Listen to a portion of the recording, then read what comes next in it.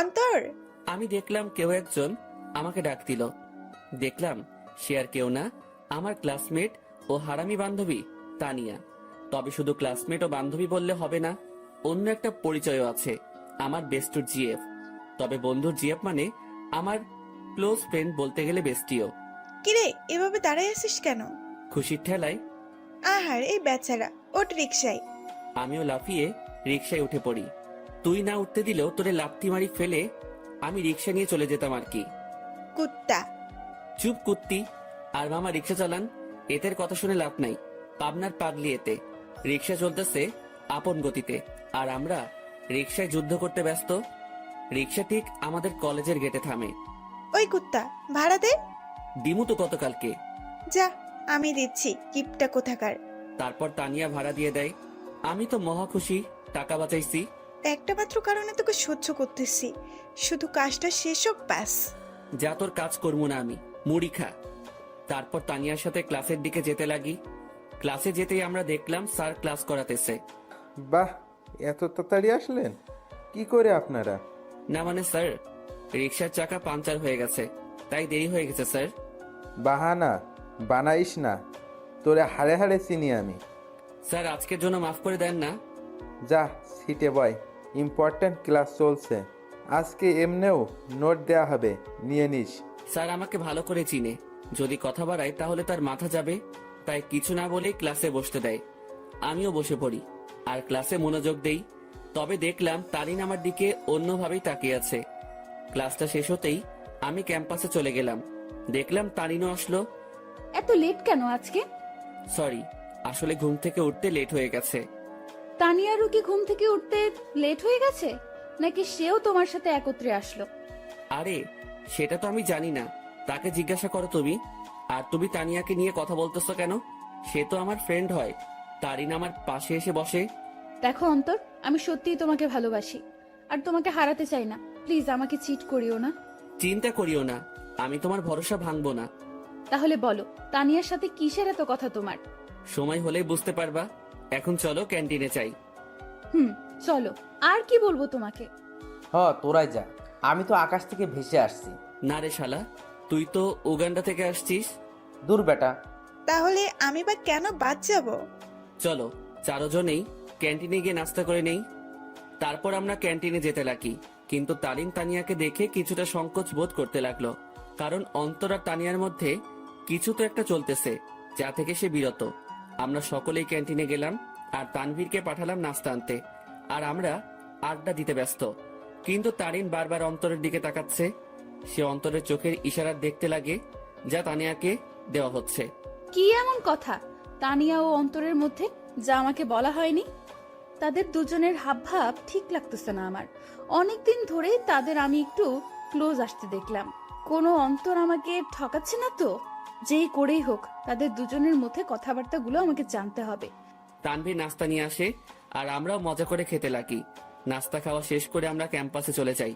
আমি দেখলাম তারিন একটু অন্যমনস্ক হয়ে আছে। কি হয়েছে তোমার? এভাবে অন্যমনস্ক হয়ে আছো কেন? কোনো সমস্যা? কিছুই না। আচ্ছা শোনো, চলো না একটু ঘুরে আসি। সরি, তানিয়ার সাথে একটু কাজ আছে আমার, কাল যাব, কেমন? আচ্ছা ঠিক আছে। অন্তর, আজকে আমাদের কি করার কথা ছিল? জানি, চলো। আচ্ছা এভরিবডি, ঠিক আছে, পরে কথা হবে। আমার আর অন্তরের একটা কাজ আছে। ঠিক আছে যাও। আর অন্তর সাবধান শালা। বেশি কথা বলবি তাহলে কিন্তু। আচ্ছা যা শালা মর্গা, আর তানিয়ার খেয়াল রাখবি। বাই। তারপর আমি আর তানিয়া বিদায় নিয়ে চলে গেলাম আমাদের কাছে। অন্যদিকে তানভীর, বল। অন্তর আর তানিয়ার দিকে খেয়াল করছিস তুই? কি হয়েছে তাদের? তাদের হাবভাব দেখছিস তুই? দেখলাম তো, আমার থেকে তো কোনো কিছুই মনে হলো না। তোর থেকে মনে হবে কিভাবে? তোর বেস্টু বলে কথা। কিন্তু আমার থেকে তানিয়া আর অন্তরের হাবভাব ঠিক লাগছে না। এর উপর আমার পুরো বিশ্বাস আছে, ও কোনোদিনও কোনো উল্টোপাল্টা কাজ করবে না। কিন্তু তানভীর, আমার না একটু তাদের হাবভাব থেকে সন্দেহ হচ্ছে। তুই নেগেটিভভাবে ভাবছিস বলে তোর এমনটা লাগতেছে, কিন্তু পজিটিভলি ভাব, তাহলে দেখবি সব ঠিক লাগবে। কিন্তু তারিনের মনে এখনো অন্তরের প্রতি সন্দেহ আছে, কারণ তারিনকে না বলে সে তানিয়ার সাথে খুব ক্লোজলি ভাবে কথা বলতেছে। এইদিকে আমি আর তানিয়া শপিং মলে চলে আসলাম। আসলে আমাদের কিছু কেনাকাটা করতে হবে, তাই। তো কি কি কিনবি বল। লিস্ট ফুল, রেডি করেই আনছি। তাহলে শুরু করে দে। আমরা আমাদের লিস্ট অনুযায়ী শপিং করতে ব্যস্ত। প্রায় আমাদের শপিং শেষ, আর তখনই তানিয়া ডাক দেয়। কিরে ডাকতেছিস কেন? চল জেন্টস শপে যাব, একটা টি শার্ট নিব। আমার জন্য নিবি? হ, আমাকে পাগলা কুকুর পাইছে তো। আসলেই তোরে পাগলা কুকুরে পাইছে? অন্তর, এটা কিন্তু বেশি হইতেছে। ও মা গো টুরুলা। আচ্ছা চল।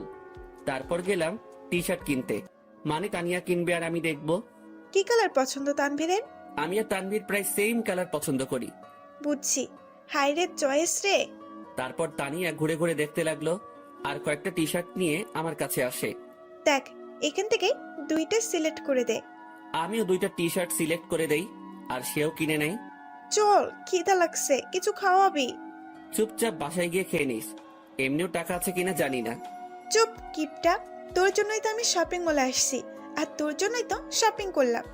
এখন কিপটামি করিস না, চল রেস্টুরেন্টে। আমি তো শপিং এ টাকা খরচ করলাম, তুই তো শুধু তানভীরের জন্য টি শার্ট নিলি। ওলে বাবারে, টাকা তোর একা যায় নাই, তোর শপিং এ আমি তানভীরের টাকাও আছে। আর এটা তো তোর জানের জন্য করতেছি আমরা। এখন কিপটামি না করে চল তো। বাবা গো, চল বুঝছি, 1 টাকাও বাসায় নিতে দিবি না। তারপর আমরা রেস্টুরেন্টে গেলাম। সেখানে গিয়ে আমরা বসে পড়লাম, আর তখনই তানভীর ফোন দেয়। হ্যালো, কে? শপিং হয়েছে মামা, নাকি আরও বাকি আছে? শপিং শেষ, শুধু লাস্ট জিনিসটা আনলেই সব কমপ্লিট। সেটা আমি আনবো তো সময় মতো, তুই চিন্তা করিস না। আচ্ছা, তারিন কি চলে গেছে? তবে মামা, তোকে আর তানিয়াকে সন্দেহের নজরে দেখতেছে। বলতেছে তোর আর তানিয়ার মধ্যে নাকি কিছু চলতেছে।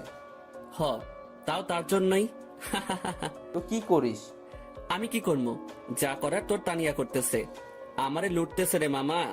আজ যদি তানিয়ার সাথে ব্রেকআপ করতি, তাহলে এই দিন দেখতে হতো না আমার। সমস্যা নাই, তানভীর যদি আমাকে ছেড়ে দেয়, আমিও তোর গলায় পড়বো আর কি। যা লুট হ। আচ্ছা, খাওয়া দাওয়া করে নিয়ে জিনিস সহ তানিয়াকে বাড়ি দিয়ে আসিস। ভাই, তুই এসে নিয়ে যা না। সাথে সাথে তানিয়া আমার থেকে ফোন কেড়ে নিল আর শুরু করে দিল তাদের প্রেমালাপ। আর আমি বেচারা আমারটার জন্য মরতেছি। তানিয়া তানভীরের কথা শেষ, আর আমাদেরও খাবার চলে আসে। অন্যদিকে তারিন ও তার কিছু বান্ধবীদের নিয়ে একই রেস্টুরেন্টে আসে, যেখানে অন্তর ও তানিয়া উপস্থিত। তারিন, দেখ তো, এটা অন্তর ভাইয়া না? তারিন অন্তরকে তানিয়ার সাথে দেখে প্রায় অবাক হয়ে গেল। তারিন দেখতে লাগলো তানিয়া আর অন্তর হেসে হেসে কথা বলতেছে আর খাবার খাচ্ছে। তারিন তার মোবাইলটা বের করে অন্তরকে কল দেওয়ার জন্য। এইদিকে আমি জানি না প্ল্যান সাকসেস হবে কিনা, তবে আমি আমার কলেজাটাকে খুশি দেখতে চাই। আমরা তো সেটাই চেষ্টা করতেছি অন্তর, তুই চিন্তা করিস না।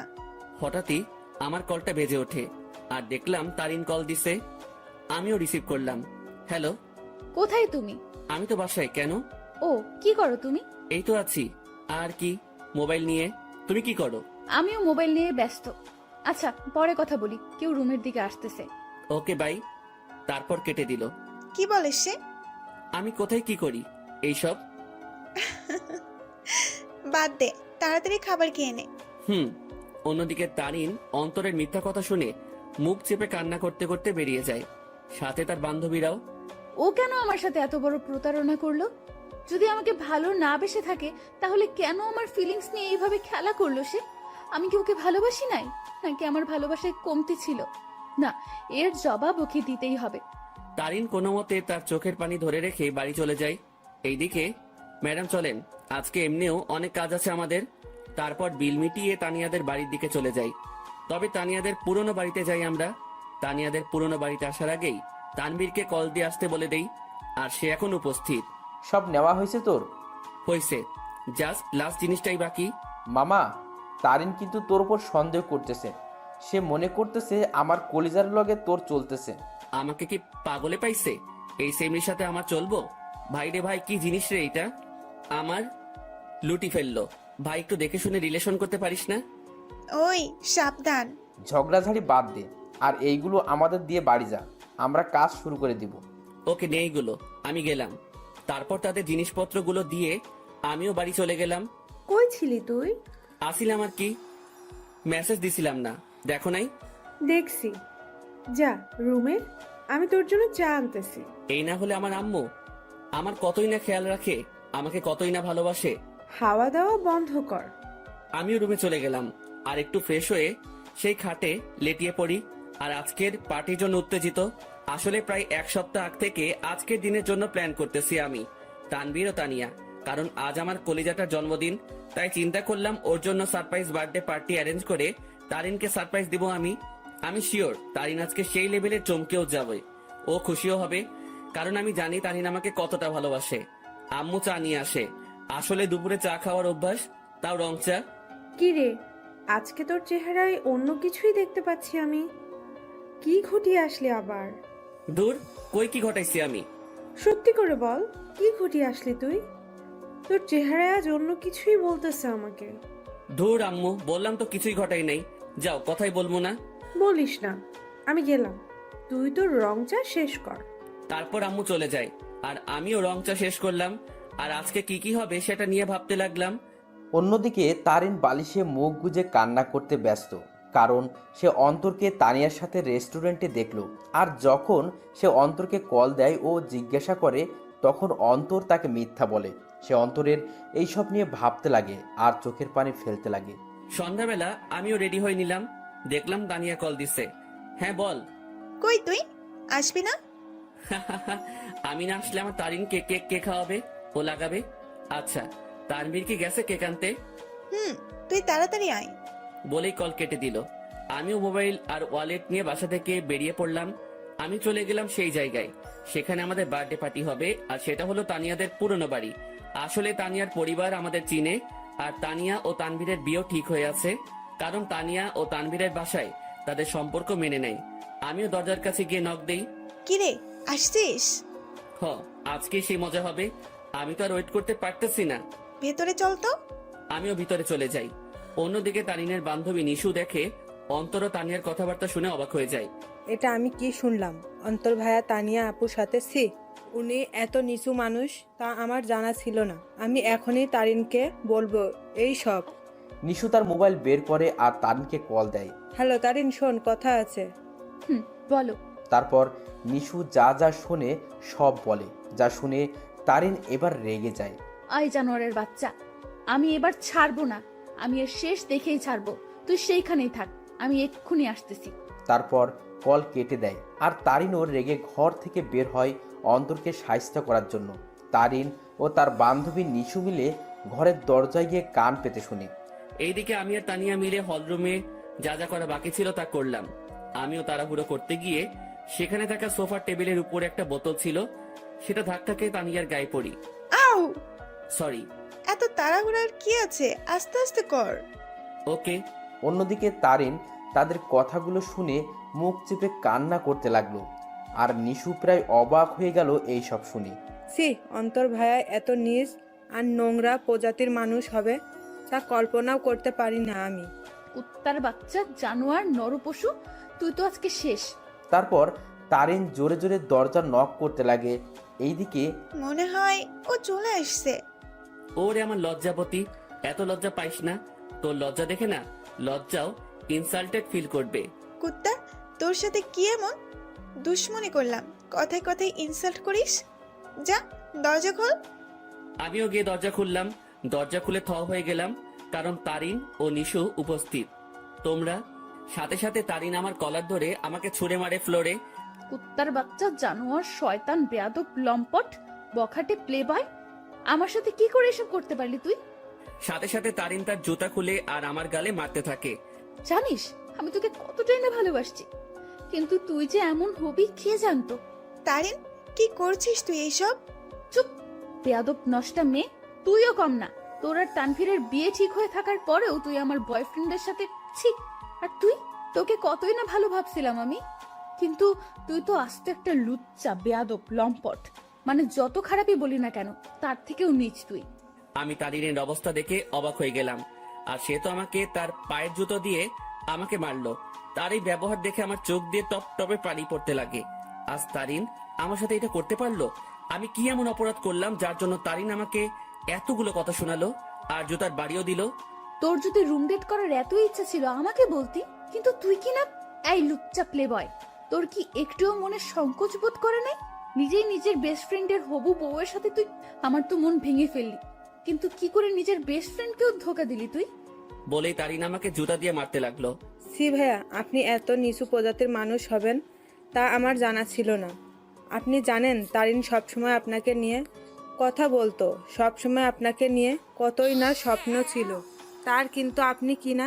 সি ভাইয়া, আপনাকে দেখে আমার ঘৃণা হচ্ছে। তাদের কথাগুলো শুনে আমি চোখ দিয়ে পানি ফেলছিলাম। আজ তারিন আমাকে এইভাবে অপমান করলো। আমি তো কোনো অন্যায় করি নাই, তাহলে কি বলতেছে তারিন এইসব? সত্যি কলিজাটা ফেটে যাচ্ছে আমার। জানিস তোকে কি করা দরকার? তোকে জুতার মালা পরায় এলাকায় ঘুরানো দরকার। দাঁড়া, আমি পুলিশকে কল দিচ্ছি। আর তখনই তানভীর কেক নিয়ে উপস্থিত হয়।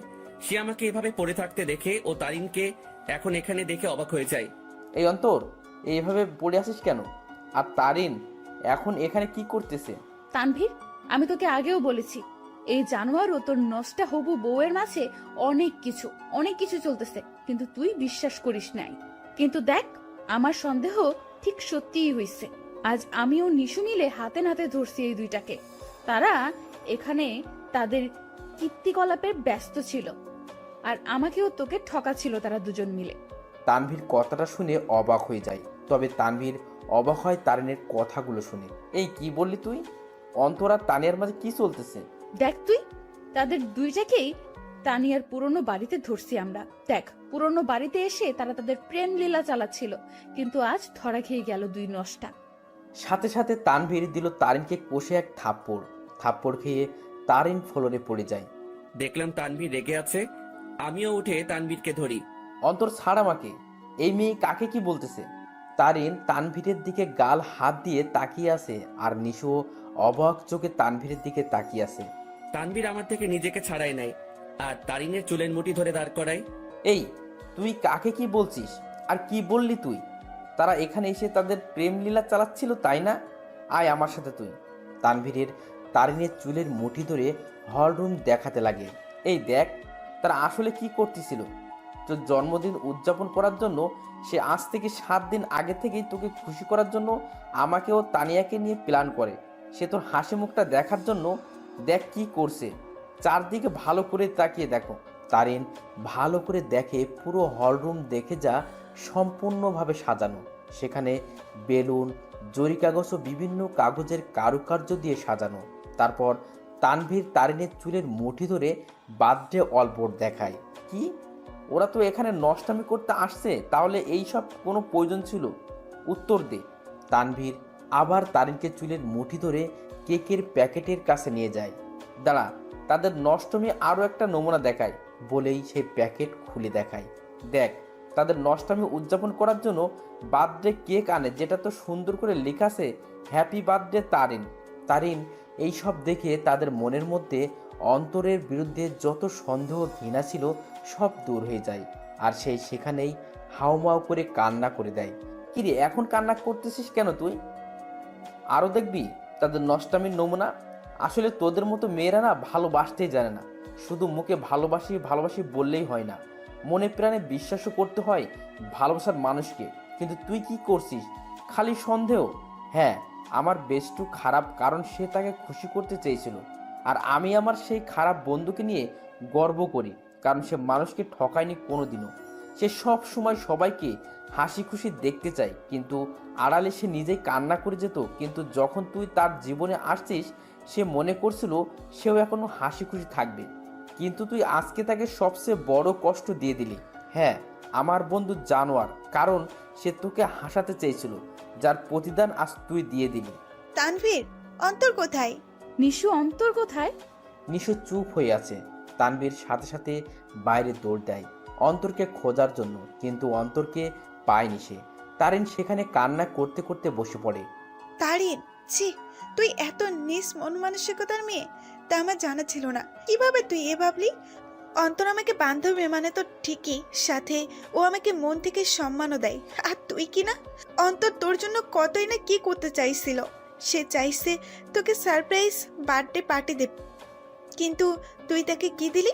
অনেক অপমান ও জুতার বাড়ি। কি করে পারলি তুই এইসব ভাবতে?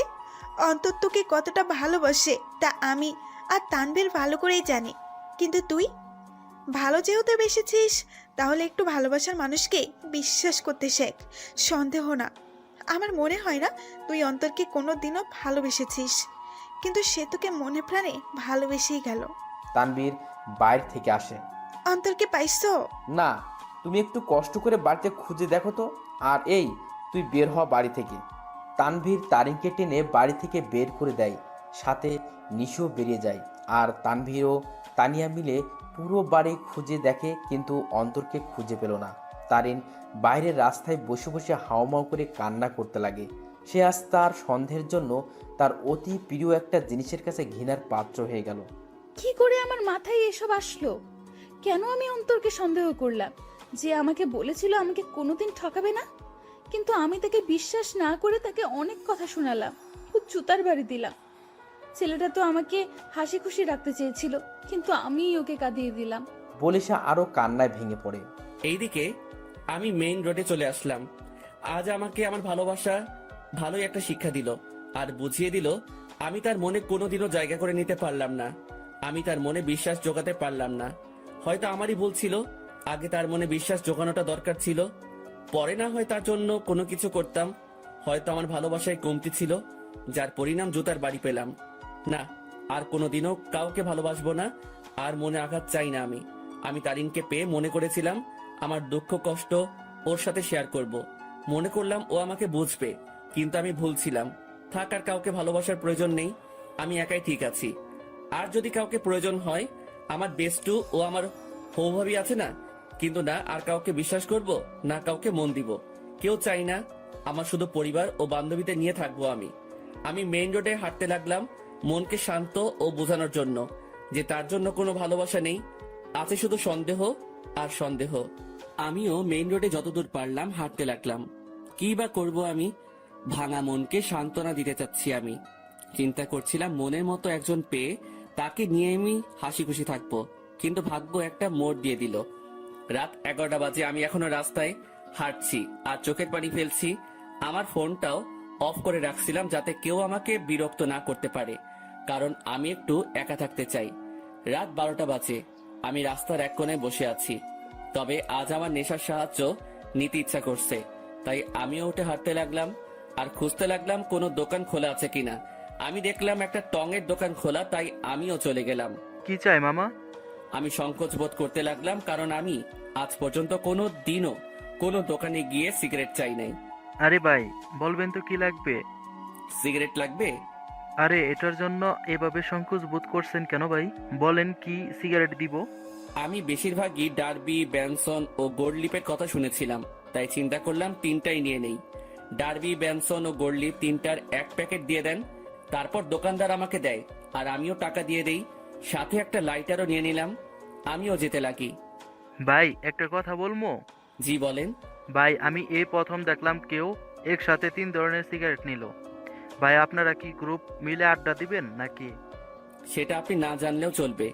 আপনার কাজ সিগারেট বিক্রি করা, এই সকল প্রশ্ন করা না। বলেই চলে আসলাম সেখান থেকে। তারপর আমিও আবারও মেইন রোডে গিয়ে সিগারেট ধরালাম। হাতে সিগারেট খাবো কি খাবো না তা ভাবতে লাগলাম। পরে এইসব ভাবনা চিন্তা বাদ দিয়ে সোজা খাওয়া শুরু করে দিলাম। প্রথমে একটু কষ্ট লাগলেও পরে ঠিক লাগতে লাগলো। প্রথমে গোল্ডলিপ, এরপর ব্যানসন, এরপর ডার্বি খেলাম। একটা শেষ হতেই অন্য একটা ধরিয়ে দিলাম। এভাবেই 3 প্যাকেটই প্রায় শেষ। শুধু ডার্বির 4টা সিগারেট বাকি আছে। দেখলাম 1টা বাজে। পরে মনে পড়লো বাসার কথা, তাই মোবাইলটা অন করলাম। অন করতেই আব্বুর প্রায় 150-র উপরে SMS এবং সাথে সাথে আব্বুর ফোন। হ্যালো, কি রে? কই তুই? ফোন বন্ধ কেন তোর? আরে মোবাইল হঠাৎই বন্ধ হয়ে যায়, এতে আমার দোষ কোথায়?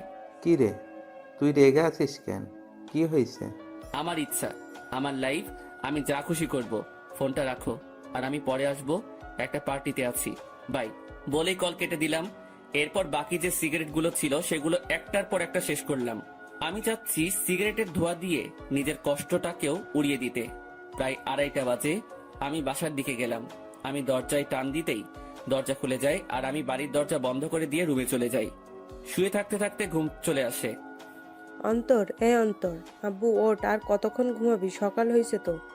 আম্মুর ডাকে আমি উঠে পড়ি। এইভাবে কি দেখো তুমি? তোর চোখ লাল হয়ে আছে কেন? ধুর, বোকার মতো কথা বলিও না তো। কাল রাতে আসলাম কয়টায়, আমি ভালো করে ঘুমোতে পারি নাই তো তাই। আমিও উঠে বাথরুমে ফ্রেশ হতে চলে যাই। সেখানে আমি আয়নায় আমার চোখগুলো দেখতে লাগলাম। আসলে আমার চোখগুলো লাল হয়ে আছে, তবে একটু ভয়ঙ্কর লাগতেছে দেখতে। এখন আমার চোখগুলো দেখলে মনে হবে আমি কোনো এক নরপশু হিংস্র হয়ে আছি, আর শিকার পেলে সোজা গিলে ফেলবো।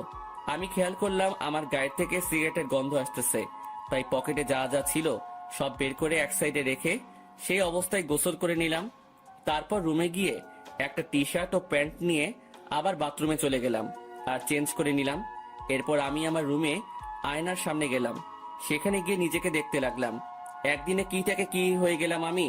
আমার চুলগুলো ভেজা অবস্থায় আছে, তাই সেগুলো নেমে আছে, আর চুলগুলো বড় হওয়ার কারণে চোখ বরাবর আসলো। তবে সেই অবস্থায় নিজেকে দেখলাম আর নিজেই প্রায় ভয় পেয়ে গেলাম, কারণ আমার চুল ও চোখের জন্য একটা কি বলবো ভাই, বাদ দেন। আমিও ডাইনিং রুমে চলে গেলাম। দেখলাম আব্বুও উপস্থিত। আমিও টেবিলে বসলাম। কি রে, কাল রাতে কই ছিলি? একটা ফ্রেন্ডের বাসায় বার্থডে পার্টিতে ছিলাম। আমাদের একটু বলে যাইতি, ভালো হইতো। আমাদের কি চিন্তা হয় না তোর জন্য? সাথে সাথে টেবিলের উপর থেকে একটা গ্লাস নিয়ে ফ্লোরে আছাড় মেরে ভেঙে ফেলি। আমাকে পাইছোটা কি তোমরা? আমি কি মেয়ে নাকি যে আমাকে নিয়ে চিন্তা হয়? যদি এতই চিন্তা হয় তাহলে কেন বাইরের দুনিয়া দেখাইছো আমাকে? ঘরে আটকায় রাখলেই হইতো। আমার অবস্থা দেখে আম্মু আব্বু দুজনেই নিস্তব্ধ হয়ে গেল, আর আমিও টেবিল থেকে উঠে সোজা রুমে চলে গেলাম। তখন মনে পড়লো ফোনের কথা। আমিও ফোনটা হাতে নিলাম। দেখলাম তারিনের নাম্বার থেকে অনেকগুলো মিসড কল। আমি ফোনটা খাটের উপরে ছুঁড়ে মারি। ফোন বাজতে লাগলো। দেখলাম আননোন নাম্বার থেকে কল আসছে। আমিও রিসিভ করলাম। হ্যালো, আসসালামু আলাইকুম, কে বলছেন? হ্যালো, কোথায় তুমি? কলেজে আসো নাই কেন? দেখো, দোহাই লাগে, একটিবার দেখা করো আমার সাথে। ওই আমাকে পাইছিস কি তুই? যখন ইচ্ছা কষ্ট দিবি, যখন ইচ্ছা পিরিত দেখাবি, তাই না? আর কোনো দিনও আমাকে কল দিবি না। তোর মতো ভালো মেয়ের সাথে আমার মতো লুচ্চা নষ্টা প্লে বয়ের কথা বলা উচিত না। রাখ ফোন, বলে কল কেটে দিলাম আর মোবাইলটা খাটে ছুঁড়ে ফেলি। লাগবে না কারো ভালোবাসা আমার, একাই ঠিক আছি আমি। অনেক কষ্ট দিয়ে এখন আলগা পিরিত দেখাইতে আসছে। না, এই সিমটাই ভেঙে ফেলবো আমি। না থাকবে সিম, না হবে কন্ট্রাক্ট। আমি মোবাইলটা হাতে নিয়ে তা খুলে সিম নিয়ে নেই আর সেটা ভেঙে ফেলি, আর খাটে শুয়ে পড়ি চোখটা বন্ধ করে। হঠাৎই কেউ একজন আমার মাথায় হাত বুলিয়ে দিতে লাগে। আমিও চোখ খুলে দেখি আম্মু মাথায় হাত বুলিয়ে দিচ্ছে। কি রে আব্বু, কি হয়েছে তোর? একটু বল তো আমাকে। কিছু হয় নাই আমার। আচ্ছা, দেখি আমি নাস্তা খাইয়ে দিই। আচ্ছা দাও। তারপর দেখলাম আম্মু নাস্তা নিয়েই আমার রুমে আসে আর প্লেট নিয়ে আমাকে খাওয়াই দিতে লাগে। আচ্ছা শোন, তোর নানু কল দিছিল, এক কাজ কর, তুই কয়েকদিন সেখান থেকে ঘুরে আয় না। আচ্ছা ঠিক আছে, যাব। ঠিক আছে, আজই চলে যা, তাহলে ভালো হবে। ঠিক আছে। আম্মু আমাকে নাস্তা খাওয়াই দিয়ে চলে যায়, আর আমিও চিন্তা করলাম আমার উপর এমনিও অনেক কিছুই গেছে, তাই একটু রিফ্রেশমেন্টের প্রয়োজন, তাই যাওয়াই উচিত। আমিও আমার ব্যাগ গুছিয়ে নিলাম। দেখলাম সকাল 11টা বাজে। আমি ব্যাগ নিয়ে রুম থেকে বেরিয়ে পড়লাম। আম্মু আব্বুর থেকে বিদায় নিয়ে আমি চলে গেলাম বাস স্টেশনে। আমিও টিকিট কাউন্টারে যেতেই শক খেয়ে গেলাম। কি রে, এখন কোথায় যাস? আমি কি বলবো বুঝতে পারতেছি না, কারণ আমার সামনে তানভীর দাঁড়িয়ে আছে। শালা তুই তুই এখানে কি করতেছিস? শালা আমাকে একা করে কই যাচ্ছিস? আর ফোন বন্ধ কেন তোর? এমনি। এখন তুই এখানে কেন? আর কই যাচ্ছিস তুই? যাইতেছি আর কি, বেস্টুর নানার বাড়ি। মানে আমি তুই একই জায়গায় যাচ্ছে মামা। এবার কথা বলিস না, টিকিট নে। আমি আর কোনো কথা না বলে টিকিট নিতে গেলাম, কিন্তু প্রশ্ন হলো এই হারামি কি করে জানলো আমি যে এলাকা ছাড়তেছি? জি, 2টা টিকিট দেন তো জায়গার জন্য। নিয়ে নে, পরের বাস দেরি আছে। ঠিক আছে দেন তাহলে। আমি 2টা টিকিট নিয়ে নিলাম, কিন্তু আমরা দুজন দু প্রান্তে বসতে হবে। আমরা বাসে উঠলাম। আমি শুধু একটা ব্যাগ নিয়ে আসলাম, যেটাতে কিছু জামা কাপড় ও আমার কিছু প্রয়োজনীয় জিনিস আছে। আমি আবার সিটে বসলাম। যাক ভালোই, আমাকে জানালার পাশ দেওয়া হয়েছে। এবার প্রকৃতি উপভোগ করতে করতে নানার বাড়ি যাওয়া যাবে। আমি দেখলাম তানবীর, আমি যে শাড়িতে বসলাম সে আমার বাম পাশে শাড়ির আমার সিট বরাবর 3 সিট পর তার সিট। আমি সিটে বসে আছি আর বাস ছাড়ার অপেক্ষা করতেছি। আমি জানালা দিয়ে বাহিরে দেখতে লাগি। এক্সকিউজ মি, এটা আমার সিট, আমি কি এখানে বসতে পারি? আমি কথা শুনে সাথে সাথে তাকালাম। দেখলাম একটা কালো বোরকা পরা একটা মেয়ে এই কথা বলল। কোনটা আপনার সিট? জি, আপনার পাশের সিট আমার, আমি কি এখানে বসতে পারি? পড়ে গেলাম মুসিবতে। আমি কিনা সিট পেলাম, তাও একটা মেয়ের পাশের সিট। হয়তো অনেক ছেলে এই জিনিসটাকে তাদের জন্য সৌভাগ্য মনে করে, কিন্তু আমার জন্য এইসব দুর্ভাগ্য। কারণ আমি অন্য ছেলেগুলোর মতো মেয়ে পাগল না। তবে হ্যাঁ, একজনকে নিয়ে স্বপ্ন দেখেছিলাম, কিন্তু থাক, সে অতীতকে মনে না করাই ভালো। সেটা জাস্ট আমার জন্য একটা দুঃস্বপ্ন ছিল। এই যে মিস্টার, এখন কি বসতে দিবেন? আজব তো, আপনার সিট, আপনি বসবেন, এটা নিয়ে তো মাথা খাওয়ার কি আছে? বসেন আপনার সিটে। তারপর মেয়েটা আমার পাশের সিটে বসে পড়ে। তবে আমার একটু আনইজি লাগতেছে। আমি তানভীরকে দেখতে লাগলাম। তানভীরের সাথেও একটা বোরকা পরা মেয়ে বসছে, আর সে তো পিড়িতিরে আলাপ করতে ব্যস্ত। আপু, একটা কথা বলি, কিছু মনে করিয়েন না। আপনি যদি আমার বন্ধুর সিটে গিয়ে বসতেন তাহলে একটু ভালো হতো। সরি, পারবো না। আমি আমার সিট ছাড়া অন্য কোথাও বসি না, এটা সম্ভব না। বাপরে বাপ, কি জিনিস রে ভাই! একটা ছেলে পাশে বসছে, আমি ছেলে হয়েও তার জন্য একটু সুবিধার জন্য কথা বললাম, আর সেই কিনা গাড়ি স্টার্ট করলো। গাড়ি চলতে লাগলো আপন শক্তিতে, আর আমিও জানালার বাহিরে তাকিয়ে প্রকৃতি উপভোগ করতে ব্যস্ত। আচ্ছা, যদি কিছু মনে না করেন, আমাকে কি জানালার সিটটা দিবেন? আমি এই দেওয়া নেওয়া বন্ধ করে দিছি। যেটা নিজের সেটাকে নিয়েই থাকি, আর আমার জানালার সিট পড়ছে, তাই আমি এখানে থাকবো। দিবেন না ভালো কথা, এত অ্যাটিটিউড দেখাচ্ছেন কেন? আমার অ্যাটিটিউড বেশি, তাই দেখাচ্ছি। নাও প্লিজ সাইলেন্ট। কিছুক্ষণ নীরবভাবে বসে বসে বাহিরের প্রকৃতি দেখতে লাগলাম, আর প্রকৃতির বাজেও হারিয়ে যেতে লাগি। আর তখনই তারিনের মিষ্টি হাসিটি মনে চলে আসলো। সাথে সাথে আমি প্রকৃতি থেকে আমার মনোযোগ সরিয়ে নিলাম। কি হলো, শখ খেলেন নাকি? আমি কিছুই না বলে আমার পকেট থেকে মোবাইল আর ইয়ারফোনটা বের করে কানে লাগিয়ে দিলাম, আর গান শুনতে লাগলাম। কিছুক্ষণ গানের মধ্যে মগ্ন ছিলাম আমি, আর তখনই পাশ থেকে খোঁচা দেয়। সমস্যা কি? গান শুনছিলেন? না তো, ব্যাডমিন্টন খেলছিলাম। এত রাগ আর কি আছে? আপু, আপনার সমস্যাটা কি বলবেন? কোনো সমস্যা নেই।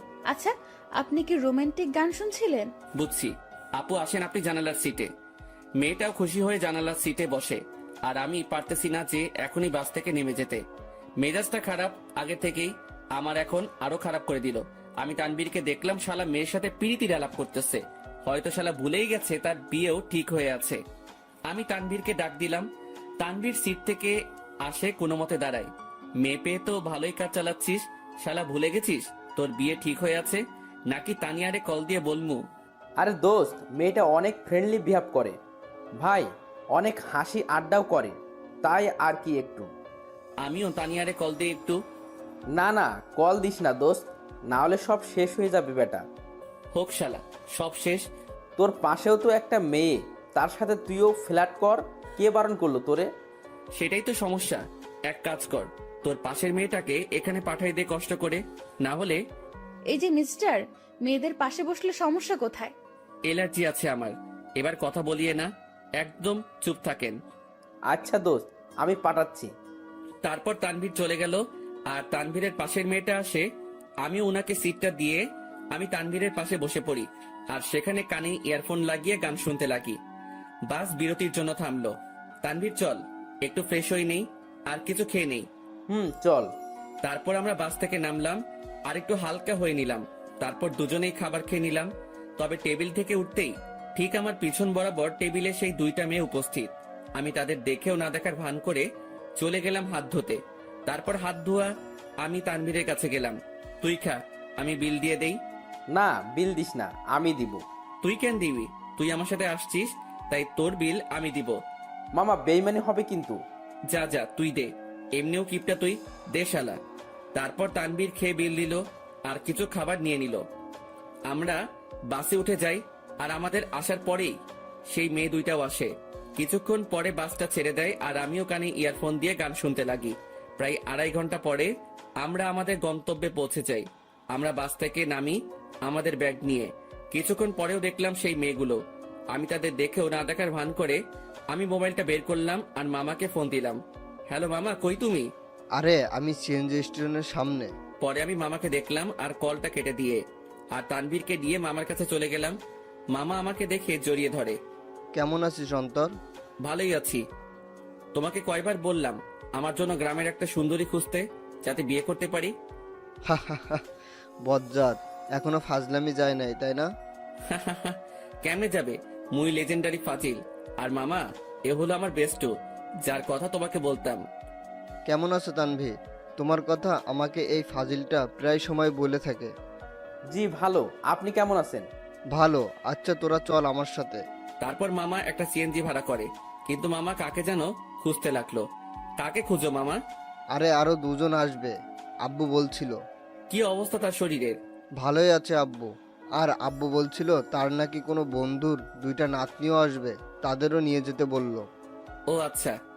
তার কিছুক্ষণ পর মামা কাকে দেখে যেন চলে যায় আমাদের সিএনজির কাছে রেখে। আর কিছুক্ষণ পরে মামার সাথে 2টা মেয়ে আসে। তাদের দেখে আমি অবাক হয়ে গেলাম, কারণ এরা হলো সেই মেয়েগুলো যেগুলো আমাদের সাথে বসেছিল। আমি অবাক চোখে দেখতে লাগলাম। তোরা ওঠ, আমি বাইকে যাই। মামা বাইক আনছো? কেন? মামা তুমি সিএনজি করে চলে যাও, আমি বাইক নিয়ে আসতেছি। ভুলেও না। প্লিজ মামা, অনেকদিন পরে বাইক পাইলাম। কাল চালাস। আর কিছু বললাম না, কারণ মামার সাথে কথা বাড়ায় লাভ নাই। আমি আর তানবীর সিএনজিতে উঠে পড়ি, আর পিছে সেই 2টা মেয়েই মজা করে বসে পড়ে। তারপর সিএনজি চলতে লাগে তার আপন গতিতে। আমিও গ্রামের পরিবেশ উপভোগ করতে করতে যেতে লাগি। মামা তার বাইক নিয়ে চলে যায়। আমরা আমার নানার বাড়ি পৌঁছে যাই। আমি দেখলাম নানা ভাই দরজায় দাঁড়ায় আছে। আমি নানা ভাইয়ের কাছে গেলাম আর নানা ভাইকে সালাম করলাম। নানা ভাই, কেমন আছিস? তারপর নানা ভাই আমাকে জড়িয়ে ধরে। আমি তো ভালোই আছি, তবে তোমার খবর জিজ্ঞাসা করবো না, কারণ তোমাকে দেখে পাওয়ারফুল মানুষ মনে হচ্ছে। কি মনে করিস? আমার অনেক শক্তি বলেই তো 80 বছরে বেঁচে আছি। কিন্তু নানা ভাই, আমি তো শুনছি ভালো মানুষ তাড়াতাড়ি মরে, আর শয়তান নাকি অনেক বছর বাঁচে। চুপ বেটা, ভিতরে যা। আমারে ধমকায় লাভ নাই নানা ভাই।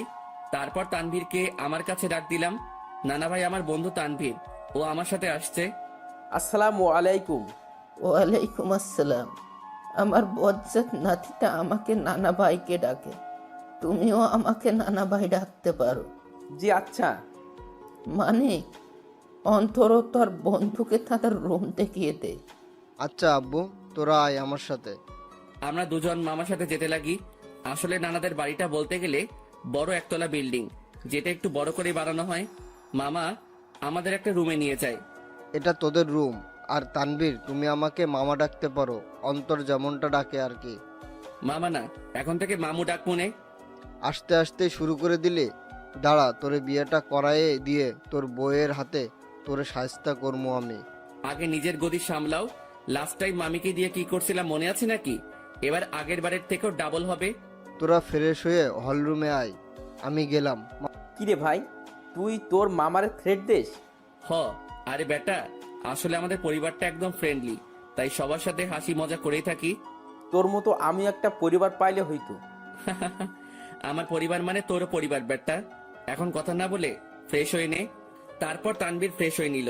এরপর আমিও ফ্রেশ হয়ে নেই, আর দুজনেই হল রুমে যাই। সেখানে আমার মামাতো ভাই শান্ত বসে বসে মামা ও নানা ভাইয়ের সাথে কথা বলতেছে। কিরে শান্ত, কি অবস্থা তোর? শান্ত আমাকে দেখে আমার কাছে চলে আসে। সে 9-এ পড়ে। অন্তর ভাইয়া, কি খবর তোমার? কেমন আছো? ভালো আছি, কিন্তু তোর থেকে আমি এটা আশা করিনি। আমি আবার কি করলাম? তুই নাকি গোপনে বিয়ে করে ফেলছিস। দূর ভাইয়া, কি বলো এইসব তুমি? আমার কথা একটু ভাবলি না? আমি তোর থেকে কত বড়, অথচ বিয়ের দিক দিয়ে ছোট বানাই দিলি। কেমনে পারলি এটা করতে তুই? তোর তো বলছিলাম আমার জন্য মেয়ে খুঁজতে, আর তুই কি না, কাজটা ভালো করিস নাই তুই। দূর ভাইয়া, কে বলেছে তোমারে আমি বিয়ে করছি? আমার বিয়ের বয়স হয়েছে নাকি? আজকালকার পোলাপানগুলো বিশ্বাস নাই, বড় ভাইরে রেখে তারাই গোপনে কাজ সেরে ফেলে। আল্লাহ কোন যুগে আনলা তুমি আমারে। তোদের কথাবার্তা শেষ হলে নাস্তা কর। ও মামি, তোমার জামাই আমাকে বাস স্টেশনে মারছে। নাউজুবিল্লাহ, কিরে বেটা, আমি তোরে কই মারলাম? এই, তুমি অন্তরের গায়ে হাত দিছো? অন্তর আসতে না আসতেই কি মামারে এভাবে মারবি নাকি? তোর জ্বালায় আর বাঁচমু না আমি। আব্বুরে আগেই বলছিলাম এই শয়তানটা যদি আসে আগেই আমাকে বলে দিতে, যাতে বনবাসে ভাগতে পারে। মামার কথা শুনে সবাই হেসে দিল। নানা ভাই, নানু কই? কি আমার উপর রাগ নাকি নানু? তার আদরের ছেলেরে কষ্ট দিবি আর সেই মনে হয় তোরে এমনি এমনি ছাড়ি দিব? কিছু মনে হয় বলতে হবে। তো নানু তার রুমে, আসলে শরীর একটু অসুস্থ তো, তাই রুম থেকে কম বের হয়। আচ্ছা, তাহলে আমি দেখা করে আসি। তারপর আমি নানু রুমের দিকে যেতে লাগি।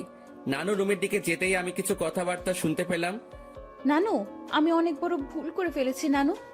এখন ও আমাকে দুই চোখেই দেখতে পারে না। তুমি চিন্তা করিও না, আমাকে নানু ডাকছো না, আমি সব সামলে নিব, তুমি কান্না থামাও। আমি বুঝতে পারলাম নানুর রুমে অন্য কোনো মহিলা বা মেয়ে আছে, তবুও এটা ফ্যাক্ট না আমার জন্য। আমি যেহেতু আসছি তাই দেখা করবই, কারণ নানু আমাকে ইগনোর করবে না। তার কাছে আমি আগে, বাকি সবাই পরে।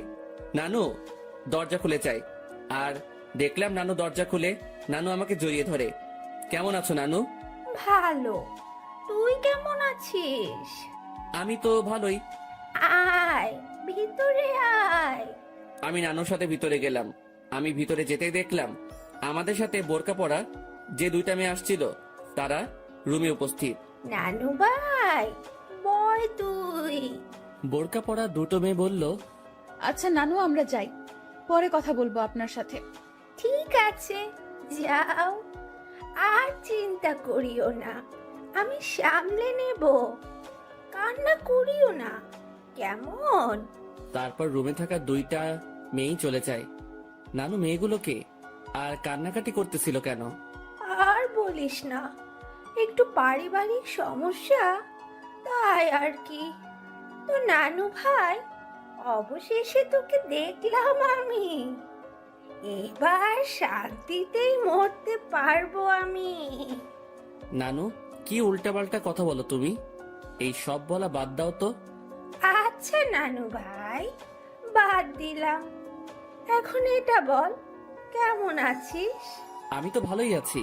তা তো দেখতে পারতেছি, মনে অনেক কষ্ট নিয়ে সকলের সামনে ভালো আছিস দেখছি। মানে? কিছু না, বাদ দে। আমি নানুর সাথে নানুর রুমেই অনেকক্ষণ যাবত কথা বলি।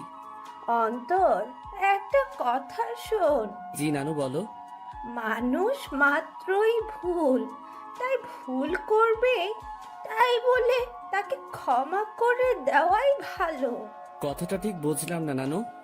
আচ্ছা থাক, যা, রাত হইছে, খাবার খেয়ে নে। তুমি খাবা না? খাবো তো, তবে তোর মামি, আমি আর বাসায় আরো দুজন মেহমান আসছে, তাদের সাথে খাবো আর কি। আচ্ছা ঠিক আছে। তারপর আমি নানুর রুম থেকে চলে যাই আর হল রুমে যাই। সেখানে দেখি নানা ভাই, মামা ও তানভীর কথা বলতেছে। ভালোই তো, বহুত ভালো আলাপ চলতেছে মনে হয়। আমাকে দেখেই তারা হতাশ হয়ে যায়। বুঝলাম না কেন। আজব তো, এইভাবে কি দেখো? আমি কি ভূত নাকি? ভূতের চেয়ে কম নাকি তুই? এই মামু, মেজাজ খারাপ কইরো না, না হলে কিন্তু কি করবি তুই? গ্রামের একটা মাইয়ারে কিডন্যাপ করে বিয়ে করে চলে আসমো। আমার কথা শুনে সকলেই হাসতে লাগে, তবে আমিও উপর দিয়ে হাসতে লাগি, কিন্তু ভিতর দিয়ে থাক বাদ দেই এইসব। আমার জন্য কি অন্যদের হাসি ঠাট্টা বন্ধ করব নাকি? মামি আমাদের খাবারের জন্য ডাক দিল আর আমরাও চলে গেলাম খাবার খেতে। ভাই, শীতকাল, গায়ে আমার কোট আছে, তারপরেও একটু শীত লাগছে। রাতের খাবার খেয়ে নিলাম আমরা। আমিও চিন্তা করলাম রাতের বেলা একা একা হাঁটার। আমি আস্তে করে বাহিরের দিকে যেতে লাগি। কিরে, চোরের মতো কই যাস? যা শালা, ধরা খেয়ে গেলাম। না মানে একটু বাহিরে যাব মামা। অন্তর, বাইরে প্রচুর ঠান্ডা। অসুবিধা নাই, একটু যাই, চলে আসবো তো। ঠিক আছে যা, তবে দরজা লাগিয়ে দিবি। তুই দরজার কাছে আসলে আমাকে একটা কল দিস, আর তানবীরকে নিবি। না মামা, তানবীর এমনিও জার্নি করে আসছে, ক্লান্ত সে, তাই তাকে না নেওয়াই ভালো। আমি মামার সাথে কথা বলেই বাহিরে চলে আসি আর পকেট থেকে মাস্কটা বের করে পরে নেই আর কোটটাও মাথায় দিয়ে দেই। আমি হাঁটতে লাগলাম আর হাঁটতে হাঁটতে একটা দোকানের কাছে চলে গেলাম। আর সেখানে যেতেই মাথায় আসলো সিগারেটের কথা। মুখে মাস্ক আর হুডি, আর সেই অবস্থায় দোকানে চলে গেলাম। আরেক প্যাকেট ডার্বি নিয়ে নেই, সাথে ম্যাচও। সেটা নিয়েই আমিও চলে যাই এক নির্জন জায়গায়, মানে বলতে গেলে পুকুর পাড়। সেখানে পাড়ে বসার জায়গা আছে আর আমিও সেখানে বসে পড়ি আর সিগারেট টানতে লাগি। সিগারেটের ধোঁয়ার আমি আমার কষ্টগুলোকে উড়িয়ে দিচ্ছি। একজনকে মনে প্রাণে খুব ভালোবাসছিলাম, যার প্রতিদান জুতার বাড়ি পাইছি। একেবারে ভালো মতেও শিক্ষা হয়েছে আমার। আর কোনো দিনও ভালোবাসার দিকে যাব না। একাই ঠিক আছি আমি, না কারো টেনশন, না কাউকে হারানোর ভয় আমার। আমি পুকুর পাড়ে বসে বসে 2টা সিগারেট খাইলাম। আসলে পরিবেশটা আমার খুব ভালো লাগতেছে, কারণ চাঁদ রাত, আবার পুকুর পাড়ে, সেখানে পরিবেশটা খুবই দারুণ লাগতেছিল আমার। কিছুক্ষণ সেখানে সময় কাটিয়ে আমি বাড়ি চলে গেলাম। বাড়ির কাছে যেতেই মামাকে কল দিলাম, আর মামাও দরজা খুলে দেয়। আর আমি আমার রুমে চলে যাই। দেখি তানভীর ঘুম। আমিও আমার মোবাইলটা চার্জ দিয়ে ব্যাগে সিগারেট ও ম্যাচ ঢুকিয়ে রাখি, আর গায়ে কম্বল দিয়ে ঘুম। সকালবেলা অন্তর ভাইয়া, এই ভাইয়া উঠো না কেন? সকাল হয়েছে তো ভাইয়া। আমিও উঠে পড়ি, আর দেখলাম শান্ত আমাকে ডাকতে লাগলো। সকাল হয়েছে ভাইয়া, আম্মু নাস্তা রেডি করতেছে। তুই যা, আমি ফ্রেশ হয়ে আসতেছি। আর তানভীর কই? ভাইয়া তো আব্বু ও দাদুর সাথে কথা বলতেছে। তারপর শান্ত চলে গেল। আমিও উঠে পড়ি। হঠাৎই আমার জানালার দিকে চোখ গেল, আর সেখানে দেখে মনে হচ্ছিল কেউ আমাকে দেখতেছিল। আমিও চলে গেলাম ফ্রেশ হতে। ফ্রেশ হয়ে এসে দেখি মামা, তানভীর, নানা ভাই, মামি, নানু সবাই কথা বলতে ব্যস্ত। আমিও গেলাম। তারপর সকলে মিলে নাস্তা করে নিলাম। অন্তর, আমার বাইক নিয়ে তুই তানবীরকে নিয়ে ঘুরে আয়। ও তো এখানে নতুন, তাই একটু দেখায় আন। আচ্ছা। তারপর মামার থেকে বাইকের চাবি নিলাম, আর বাইক নিয়ে দুজনেই ঘুরে আসলাম। আমরা যে গ্রামে থাকি সেখানে প্রায় সব জায়গায় চাষ করার জন্য মাঠ ও পুকুর, কিন্তু দুঃখের কথা আমি সাঁতার পারি না। কারণ আমি জীবনের 100 ভাগের 80 ভাগই শহরেই কাটাইছি। বাকি 20 ভাগের মধ্যে 7 ভাগ বলতে পারেন ট্যুরে গিয়ে, আর বাকি অংশ শহরেই। তবুও গ্রামটা ভালো করে চিনি। যতদিন গ্রামে ছিলাম ততদিন মামার সাথে গিয়ে গ্রামে ঘুরতাম। সকালবেলা আমি আর তানভীর অনেকক্ষণ ঘোরাঘুরি করলাম, আর দুপুরের দিকে আসলাম। বাইকটা রেখে বাড়িতে ঢুকলাম, আর দেখলাম নানা ভাই, নানু, মামা, মামি ও সেই 2টা মেয়েও আছে, আর তারা কথা বলতেছে। কিন্তু আজব ব্যাপার হলো, এরা বাড়িতেও হিজাব করে রাখছে। ঘোরা শেষ? মোটামুটি। আমি রুমে চলে যাই, কিন্তু বারবার সেই মেয়েগুলোর প্রতি কেন যে আকর্ষণ লাগতেছে কে জানে। তবে ইচ্ছা তো করতেছে হুজুরনিগুলোর চেহারা দেখতে, কিন্তু ডাইরেক্ট বলা তো মুসিবত। থাক, পরে সেটা ব্যবস্থা হবে আর কি। আমি রুমে গিয়ে ব্যাগ থেকে কিছু কাপড় বাহির করলাম, আর চিন্তা করলাম গোসল করব। কিন্তু মনে পড়লো এখানে তো পানির হিটার নাই যে ডাইরেক্ট বাথরুমে যাবো, সুইচটা ক্লিক করবো আর গরম পানি পামো। পড়লাম আরেক মুসিবতে। কেমনটা লাগে। ধুর, মামিকে বলবো গরম পানি করে দিতে। আমি যখনই রুম থেকে বের হব তার আগেই মামি উপস্থিত উইথ গরম পানি। এই না হলে আমার মামি আমার কখন কি লাগে তা তুমিও আম্মুর মতোই জেনে যাও। আমিও তো তোর আরাক আম্মু, এখন যা গোসল করতে, আমি পানি দিয়ে গেলাম। থ্যাংক ইউ মামি, আই লাভ ইউ বলতাম, কিন্তু মামা শুনলে হার্ট অ্যাটাক করব। যা ফাজিল। মামি চলে গেল, আর আমিও মনের সুখে লুঙ্গি আর তোয়ালে নিয়ে চলে গেলাম গোসল করতে। গোসল শেষ করতেই আমিও রুমে আসলাম। লুঙ্গি পরা আছে, বলা যায় না কখন কোথায় খুলে যায়। জীবনে 2টা কখন কোথায় খুলবে তা কেউ বলতে পারে না। 1 হলো কপাল, 2 হলো লুঙ্গি। আমার মনে হলো কেউ আমাকে দেখতেছে। আমিও জানালার দিকে তাকালাম, কিন্তু কেউ নাই। ভাই, বলা যায় না কখন কে এসে দাঁড়ায় থাকে। তাই প্যান্ট আর টি শার্ট বাথরুমে চলে গেলাম, আর সেখান থেকে চেঞ্জ করে আসলাম। আমি রুম থেকে বের হতেই এক হুজুরনি আমার সামনে এসে পড়ে। আমিও এড়িয়ে চলে যেতে লাগি, আর বাহিরে বাড়ির আঙিনায় রোদের মধ্যে দাঁড়ায় অনেক ঠান্ডা লাগতেছিল ভাই। বিশ্বাস করেন, শীতকালে শরীর ভিজা অবস্থায় কেউ গায়ে একটা ফু দেয় না, তা ব্রেকআপের চেয়ে কষ্টকর লাগে। তো আপনি এই বাড়ির লোক, তা আমাকে আগে বলতে পারলেন না? খালি খালি টেনশনে ছিলাম আমি। আমি পিছনে তাকালাম, কিন্তু চেহারা না দেখায় বুঝতে পারলাম না কে কোনটা, মানে কে কোন বোরকাওয়ালি। আমি কি জানতাম আপনি এখানে আসবেন? আজাইরা কথাবার্তা বলিয়েন না, এইসব আমি পছন্দ করি না। এত অ্যাটিটিউড ভালো না। আমি বুঝতে পারলাম এটা সেই বকবক রানী যেটা বাসে আমার মাথা খাইছে। আচ্ছা, এখানেও মুখ ঢেকে রাখলেন সেটা বুঝলাম না। আসলে এটাই তো আমাদের বাড়ির নিয়ম। পরপুরুষের সামনে আমরা চেহারা দেখাই না, তবে স্বামীকে দেখানো যাবে, এই নিয়ম আছে। আচ্ছা, আপনি কি ম্যারিড? না, আপনি? আমি ম্যারিড। তো আপনার ওয়াইফকে না আনবেন? বন্ধুকে আনলেন কেন? ও ওর বাবার বাড়িতে গেছে। তবে একটা জিনিস আমি খেয়াল করলাম, মেয়েটা এমনভাবে কথা বলতেছে মনে হয় সে আমার সম্পর্কে জানে, ও আমাকে চিনে। তাছাড়াও তার ভয়েসটা একটু একটু মাথা খাচ্ছে আমার। আচ্ছা, আপনি থাকেন কোথায়? সরি, বলা যাবে না। আচ্ছা, লাগবে না। আমি খেয়াল করলাম মেয়েটা আমার সাথে কথা বলতেছে তো ঠিকই, মানে তার কথার মধ্যে আমি অন্য একরকম কিছু পাচ্ছি। মামি আসে আর আমাদের খাবারের জন্য ডাক দেয়। আমিও চলে যাই। সেখানে দেখি মামা, তানভীর, নানা ভাই উপস্থিত ও তারা বসে বসে কথা বলতেছে। কিসের এত আলাপ তোমাদের? মনে হয় কোনো বড় ধরনের গন্ডগোল পাকানোর প্ল্যান চলতেছে তোমাদের। বিয়ের। কি? কার বিয়ে? কখন? কোথায়? কোন টাইমে? দাওয়াত দিছে তো? আমি কিন্তু যাবো। শালা তোর অভ্যাস চেঞ্জ হইল না। আরে বেটা, ফ্রি খাবার কেমনে মিস করবো বেটা? ও মামা, বলো না কার বিয়ে?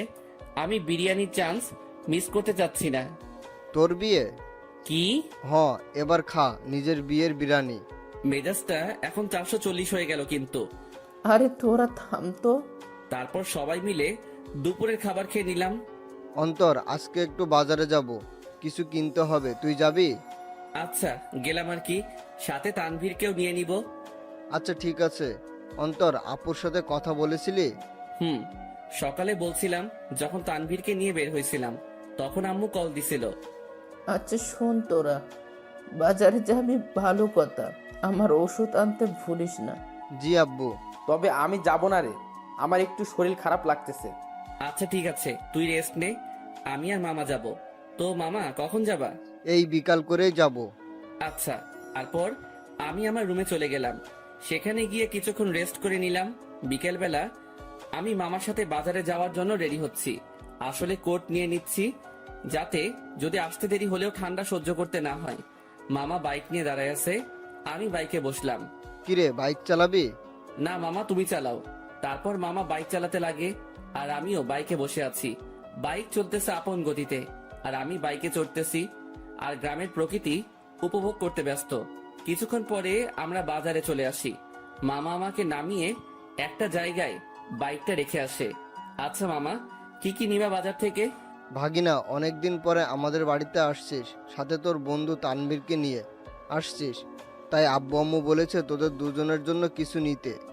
মামা, কিছু লাগবে না আমাদের, তোমার অন্য কাজ থাকলে সেটা করো। আরে আয় তো তুই। মামা আমাকে টেনে নিয়ে যায় আর একটা পাঞ্জাবির দোকানে নিয়ে যায়।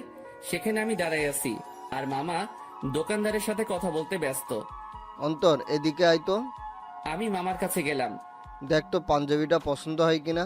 মামা আমাকে লাল কালারের পাঞ্জাবি দেখালো। মামা, লাল কেন? আমার তো বিয়ে না। বিয়ে হোক আর না হোক, কিন্তু এটা আমার পছন্দ হয়েছে আর আমি চাই বিয়েতে এটা তুই পরবি। তবে ভাগিনা, এটাতে তোরে বেশ মানাবে। আচ্ছা, তোমার পছন্দ হয়েছে তাহলে নাও।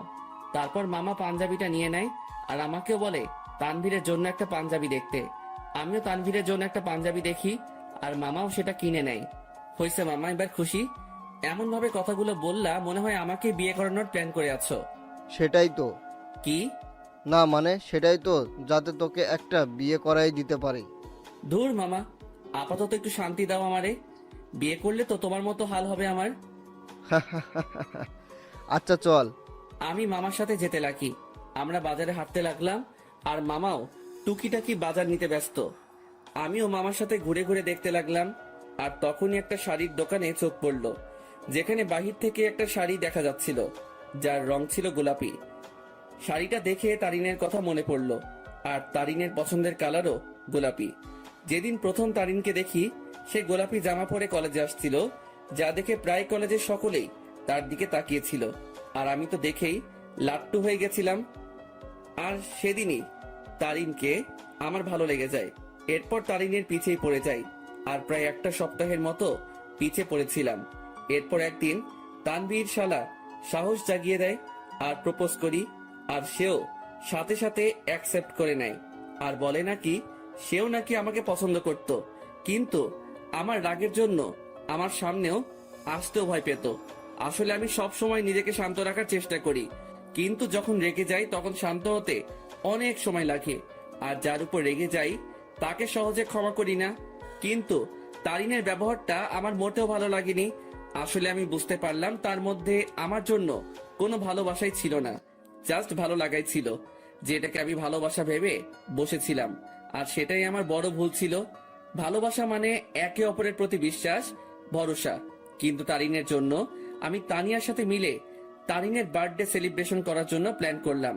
কিন্তু তারিন মনে করে বসেছিল আমার আর তানিয়ার মধ্যে কোনো কিছু চলতেছে। যদি তারিন আমাকে বিন্দু মাত্র বিশ্বাস করত তাহলে সেটা কখনোই মাথায় আনতো না। কিন্তু তারিনের মনে ভালোবাসা ছিল না, তাই সে আমাকে তানিয়ার সাথে মিশতে দেখে সন্দেহ করতে লাগলো। আমি মনে করেছিলাম তারিনকে তার বার্থডে পার্টির সারপ্রাইজ দিব, কিন্তু সেই আমাকে বড় ধরনের সারপ্রাইজ দিয়ে বসে আছে। তার জন্য আমি একটা সপ্তাহ শান্তিতে ঘুমাতে পারি নাই, কারণ আমি তারিনের জন্য তার পছন্দের জিনিসগুলো কিনতে আনতে ব্যস্ত। কারণ আমি তারিনকে খুশি দেখতে চাই। তার জন্য এত কিছুই করে শেষমেশ জুতার বাড়ি ও মিথ্যা অপবাদ পেলাম। সে না জেনেই আমাকে এভাবে আঘাত করলো। যদি তার মনে আমার জন্য বিন্দুমাত্র ভালোবাসা থাকতো তাহলে সে আমাকে সন্দেহ না করে আমার প্রতি বিশ্বাস রাখতো। কিন্তু সে থাক, যা হয়েছে ভালোই হয়েছে। আমিও উচিত শিক্ষা পেলাম আর বুঝতে পারলাম তারিন আমাকে কেমন ভালোবাসছিল। কিরে, কি ভাবছিস? কই কিছুই না। আচ্ছা নানা ভাইয়ের ওষুধ নিছো? নিব, কিন্তু তোর চোখে পানি কেন? আরে চোখে বালি ঢুকছে, সেটার জন্য। আমার সাথে আয়। আমি মামার সাথে গেলাম আর মামা একটা কলের কাছে নিয়ে যায় আর আমিও মুখ ধুয়ে নেই। আসলে তারিনের কথা মনে করতে করতে ওই দিনের ঘটনাটাও মনে পড়ে গেল আমার, তাই চোখেও পানি চলে আসে। সেদিন তারিন আমাকে যেভাবে মারলো আমি বুঝতে পারলাম সে কতটা ঘৃণা করে আমাকে। সে সত্যি না জেনেই আমাকে আঘাত করলো, যা থেকে বোঝা যায় তারিনের ভালোবাসা কত দূর। চল বাড়ি যাব, বাজার শেষ। নানা ভাইয়ের ওষুধ নাও। মামা চলে গেল ওষুধ নিতে আর আমাকে বাজারের ব্যাগ ও পাঞ্জাবির প্যাকেটগুলো দিয়ে গেল। আমিও সেগুলো নিয়ে বাইকের কাছে চলে গেলাম। আজ তারিনের কথা মনে পড়তে লাগলো, কিন্তু তাকে এখন আমি ঘৃণা করি। তার ভালোবাসার রূপ দেখলাম ভালো করেই। জানি না কোথায় আছে সে, কি করতেছে। দূর, এর কথা কেন ভাবতে লাগলাম? সে যেখানে থাক ভালো থাক, মোট কথা আমার থেকে দূরে থাকলেই ভালো। আমার আশেপাশেও যাতে এই মেয়েটাকে যেন না দেখি আমি। মামা ওষুধ নিয়ে আসে, তারপর মামা বাইক নেয় আর আমিও বসে পড়ি ব্যাগ নিয়ে। তারপর আমরা বাড়ি ফিরি। আমি ব্যাগগুলো ডাইনিং টেবিলে রেখে আমার রুমে চলে যাই। সেখানে বসে বসে আমিও মোবাইল নিয়ে ব্যস্ত, কিন্তু তানভীর রুমে ছিল না। শালা ঠান্ডার মধ্যে গেল কই? কিছুক্ষণ পরে মামি আসে আর নাস্তার জন্য যেতে বলে। আমিও মোবাইল চার্জে লাগিয়ে নাস্তা করতে চলে যাই। দেখলাম তানভীর উপস্থিত আর সে মামা ও নানা ভাইয়ের সাথে কথা বলতেছে। কিরে তানভীর, কই ছিলি তুই? আরে এমনি একটু বের হলাম আর কি।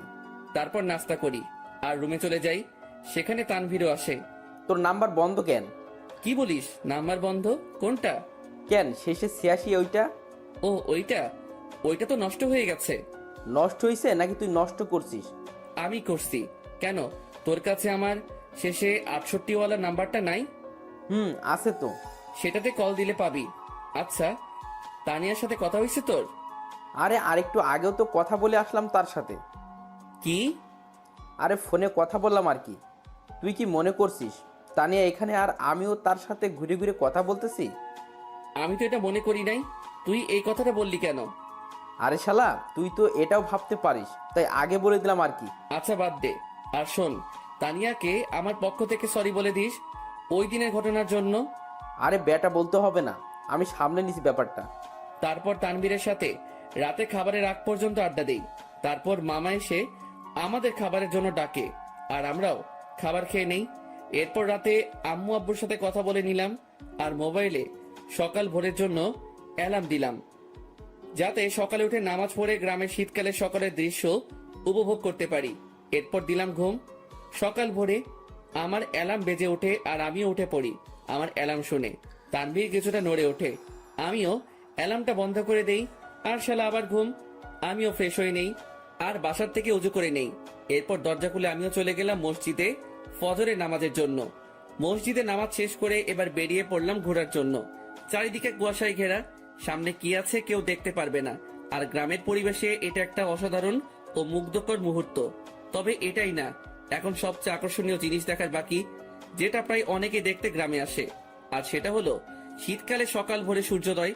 ভাগ্যিস আমি কোট শু পরে বের হইছি, না হলে এমনিও ঠিক না জমে কুলফি হয়ে যাইতাম। আমি হাঁটতে লাগি আর কিছু স্বপ্ন দেখছিলাম, সেইগুলো ভাবতে লাগি।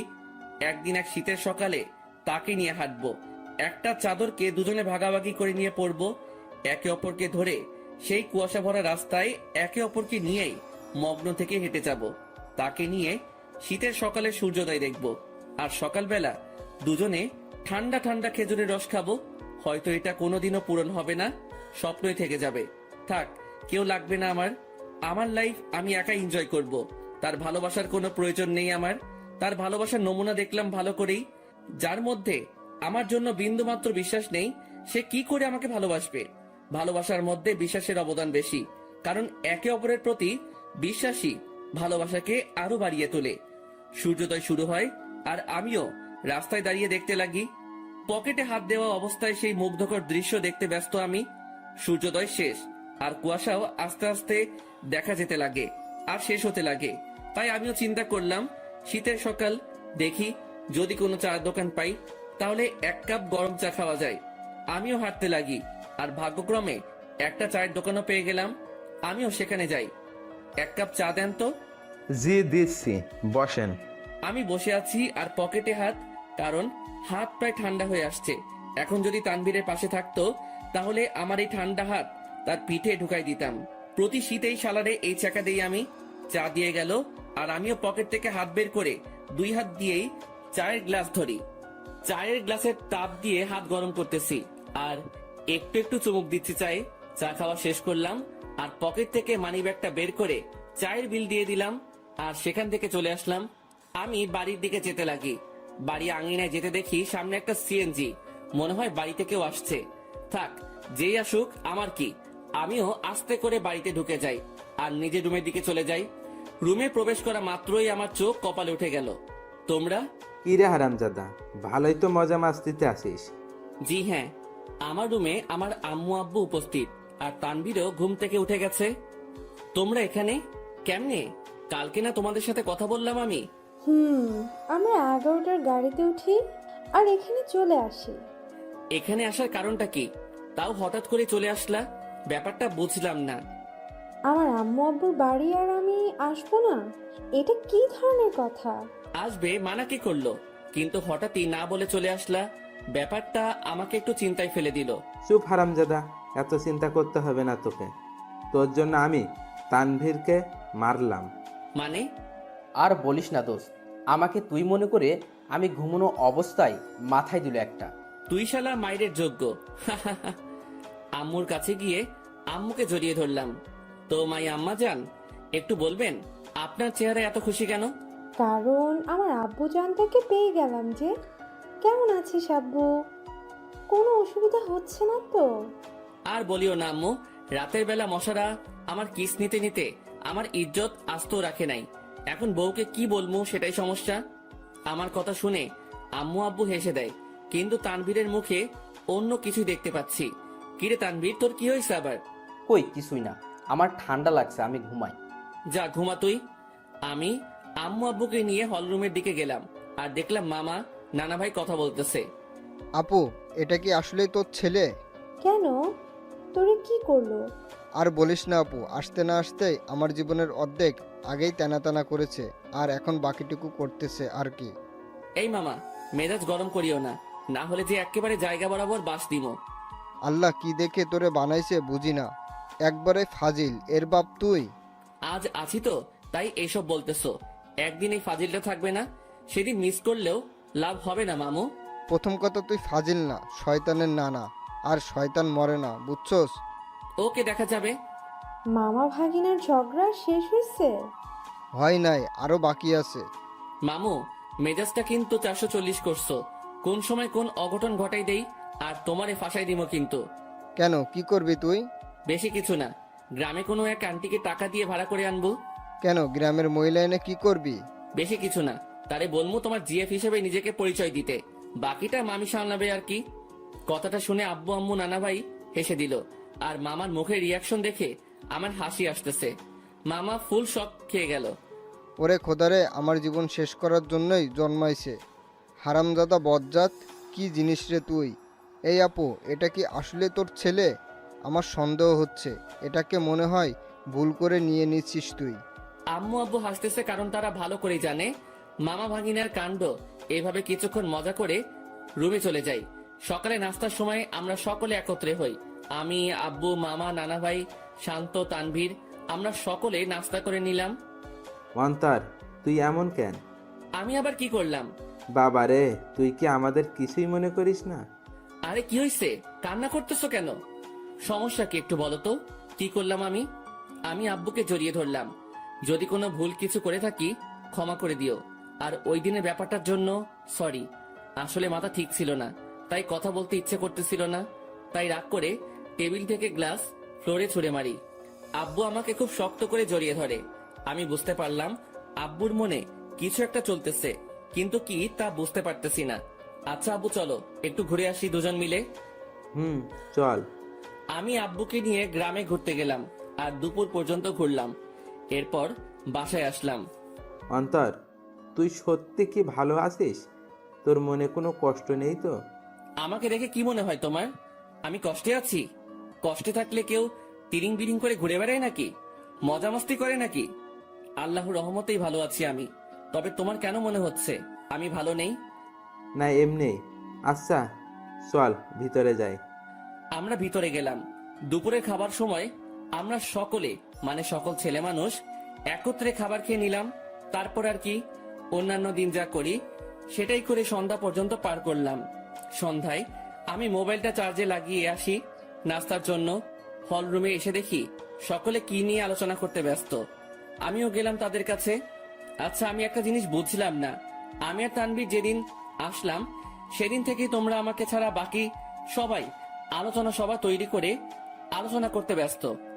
এখন আজকে আব্বু আম্মু আসলো, আজকে আব্বুকে নিয়েও তোমরা শুরু করে দিলে। আসলে কি এমন আলোচনা করতেছো তোমরা? আমার কথাগুলো শুনে সবাই থমকে গেল। মনে হয় আমি তাদের কাছে তাদের জান চাইছি। কিছু না রে, এমনি আড্ডা চলতেছে আর কি। মামা, নানা ভাই তারা এতই ফ্রেন্ডলি যে তাদের সাথে আড্ডা দিতে হেব্বি মজা হয়। তুইও আয়। আমি তাদের কাছে গিয়ে আড্ডা দিতে ব্যস্ত, কিন্তু সকলের চেহারায় অন্য কিছু দেখতে পাচ্ছি আমি। তারা আমার থেকে কথা লুকাচ্ছে তা আমি শিওর, কিন্তু কি সেটা জানি না। তবে আমাকে জানতে হবে। সন্ধ্যায় সকলে নাস্তা করে নিলাম। আমি একটু বাইরে যাব। আচ্ছা যা, কিন্তু 9টার আগে বাসায় আসবি। আচ্ছা। তারপর আমি বাহিরে গেলাম। কিছু দূর হাঁটতেই মনে পড়লো মোবাইলের কথা, যেটা আমি চার্জে দিয়ে আসছি। তাই আমিও আবার বাড়ির দিকে গেলাম। দরজা মুখোমুখি দেওয়া, আর আমি হলরুমে যেতেই দেখি সেখানে কেউ নেই। কিরে, আমি আসার আগ পর্যন্ত তো আব্বু, নানা ভাই, মামা, তানভীর এখানেই ছিল। তাহলে কই গেল? আমিও আমার রুমের দিকে যাই, আর চার্জ থেকে মোবাইলটা নিয়ে বেরিয়ে আসতেই নানুর রুম থেকে কথা বলার আওয়াজ পাই। আব্বু, আমি তানভীরের কাছ থেকেই সকল কথা শুনে তাকে তোমাদের কাছে পাঠালাম। শুধু তাই না, তারিনও আমাকে কল দিয়ে সত্যিটা বলে যে সে কি কি করছে অন্তরের সাথে। প্রথম আমারও রাগ উঠছিল, তারপর তারিন কান্নাকাটি করতে লাগে আর সে তার ভুল বুঝতে পারে। তোমাদেরও সবটুকু বললাম, অন্তরকে বুঝতে দিই নাই। আমরা তার কষ্ট সম্পর্কে অনেক আগেই জেনে গেছি। রেহেনা, মা শোন, আমাদের বুদ্ধিমতো অন্তরকে এখানে আনলাম আর আটকে রাখলাম। তাকে বুঝতেও দিই নাই যে আমরা এখানে তার বিয়ের ব্যবস্থা করছি। আমি কথাগুলো শুনে নিস্তব্ধ হয়ে গেলাম। খুব বড় ধরনের শখ খেলাম আমি। তার মানে আমাকে এই কারণে আম্মু নানার বাড়িতে পাঠাইছে। আমি কি বলবো বা করব কিছুই বুঝতে পারলাম না। আমি মোবাইল নিয়ে আস্তে করে বাহিরে যাই, আর নানুর রুমের জানালা খোলা, সেটা দিয়ে আমি কোনো মতে নিজেকে আড়াল করে বাইরে থেকে তাদের দেখতে ও কথাগুলো শুনতে লাগি। এখানে আম্মু তারিনের কথা বলল, কিন্তু এখানে তারিন কোথা থেকে আসবে? আর তখনই দুইটা মেয়েকে দেখলাম। মেয়েগুলো আর কেউ না, সেই মেয়ে যেগুলো আমাদের সাথে আমাদের বাড়িতে আসছে। তাদের চেহারায় এখনো পর্দা করা, তবে তারা তাদের পর্দা খুলতে লাগে। তাদের পর্দা খোলা শেষ, কিন্তু আমি তাদের পিছনের অংশটুকুই দেখতে লাগলাম। এরপর তারা দুজনেই ঘুরতেই সেই লেভেলে শখ খেয়ে গেলাম আমি, কারণ আমি তাদের চেহারা দেখলাম। যে মেয়েটা আমার মাথা খাইছে সেটা আর কেউ না, তারিন। আর তার পাশের মেয়েটা হচ্ছে তানিয়া। কি ধোকা দিল রে দুইটাই! ভাইরে ভাই, কি জিনিস এরা! আমার আগেই সন্দেহ হয়েছিল এই দুইটার উপর, তবে চেহারা দেখার ইচ্ছা ছিল, কিন্তু দেখতে পারি নাই। আন্টি দেখুন, আপনার কথা মতো আমিও এই দুজনকেই নিয়ে আসি আমাদের সাথে। আর অন্তরকে বুঝতেও দিই নাই এই দুই বোরকাওয়ালি আর কেউ না, তানিয়া ও তারিন। কিন্তু আন্টি, আপনি হয়তো এই মেয়েটাকে মাফ করতে পারেন, কিন্তু আমি কোনোদিনও মাফ করব না। এই মেয়েটা আমার বন্ধুটার মনে গুরুতরভাবে আঘাত করেছে, আর আমি চাই না এই মেয়েটা অন্তরের জীবনে আর আসুক। কিন্তু আপনার কথা রাখার জন্য আমি একে আমাদের সাথে নিয়ে আসি। শালা তানভীরও আমার সাথে 2 নাম্বারই করলো।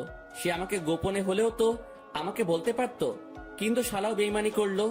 তানভীর প্লিজ, আল্লাহর দোহাই লাগে, আমাকে মাফ করে দাও। আমি সত্যিই অজান্তে এমনটা করছি। আমি অন্তরকে হারাইতে চাই না। প্লিজ আমার অন্তরকে ফিরিয়ে দাও। কথা দিচ্ছি আর এমন হবে না, কোনো দিনও না। এই, তুমি এভাবে কথা বলতেছো কেন? তারিন তো তার ভুল বুঝতে পারছে, তাহলে কেন ওকে কথা শোনাচ্ছ তুমি? তুমি কি ভুলে গেছো এই মেয়েটা কি অপবাদ দিয়েছিল তোমাকে ও অন্তরকে? আর ভুলে গেলেও কিভাবে অন্তরকে জুতার বাড়ি দিচ্ছে। এই মেয়ে ক্ষমার যোগ্য না। তানভীর, বাবা শোন, আমি জানি আমার ছেলেটার সাথে কি করলো তারিন, কিন্তু সে তো তার ভুল বুঝতে পারলো। আর আমি আমার ছেলেকে চিনি ভালো করে, সে নিশ্চয়ই তারিনকে ক্ষমা করে দিবে। কিন্তু আন্টি, আমার মনে হয় না অন্তর এই মেয়েটাকে ক্ষমা করবে। আমি অন্তরকে ভালো করে চিনি, কারণ অন্তরের সাথে কেউ শত্রুতামি করলেও অন্তর ক্ষমা করে দিতে পারে, কিন্তু এই মেয়েটা অন্তরের মন ভাঙছে।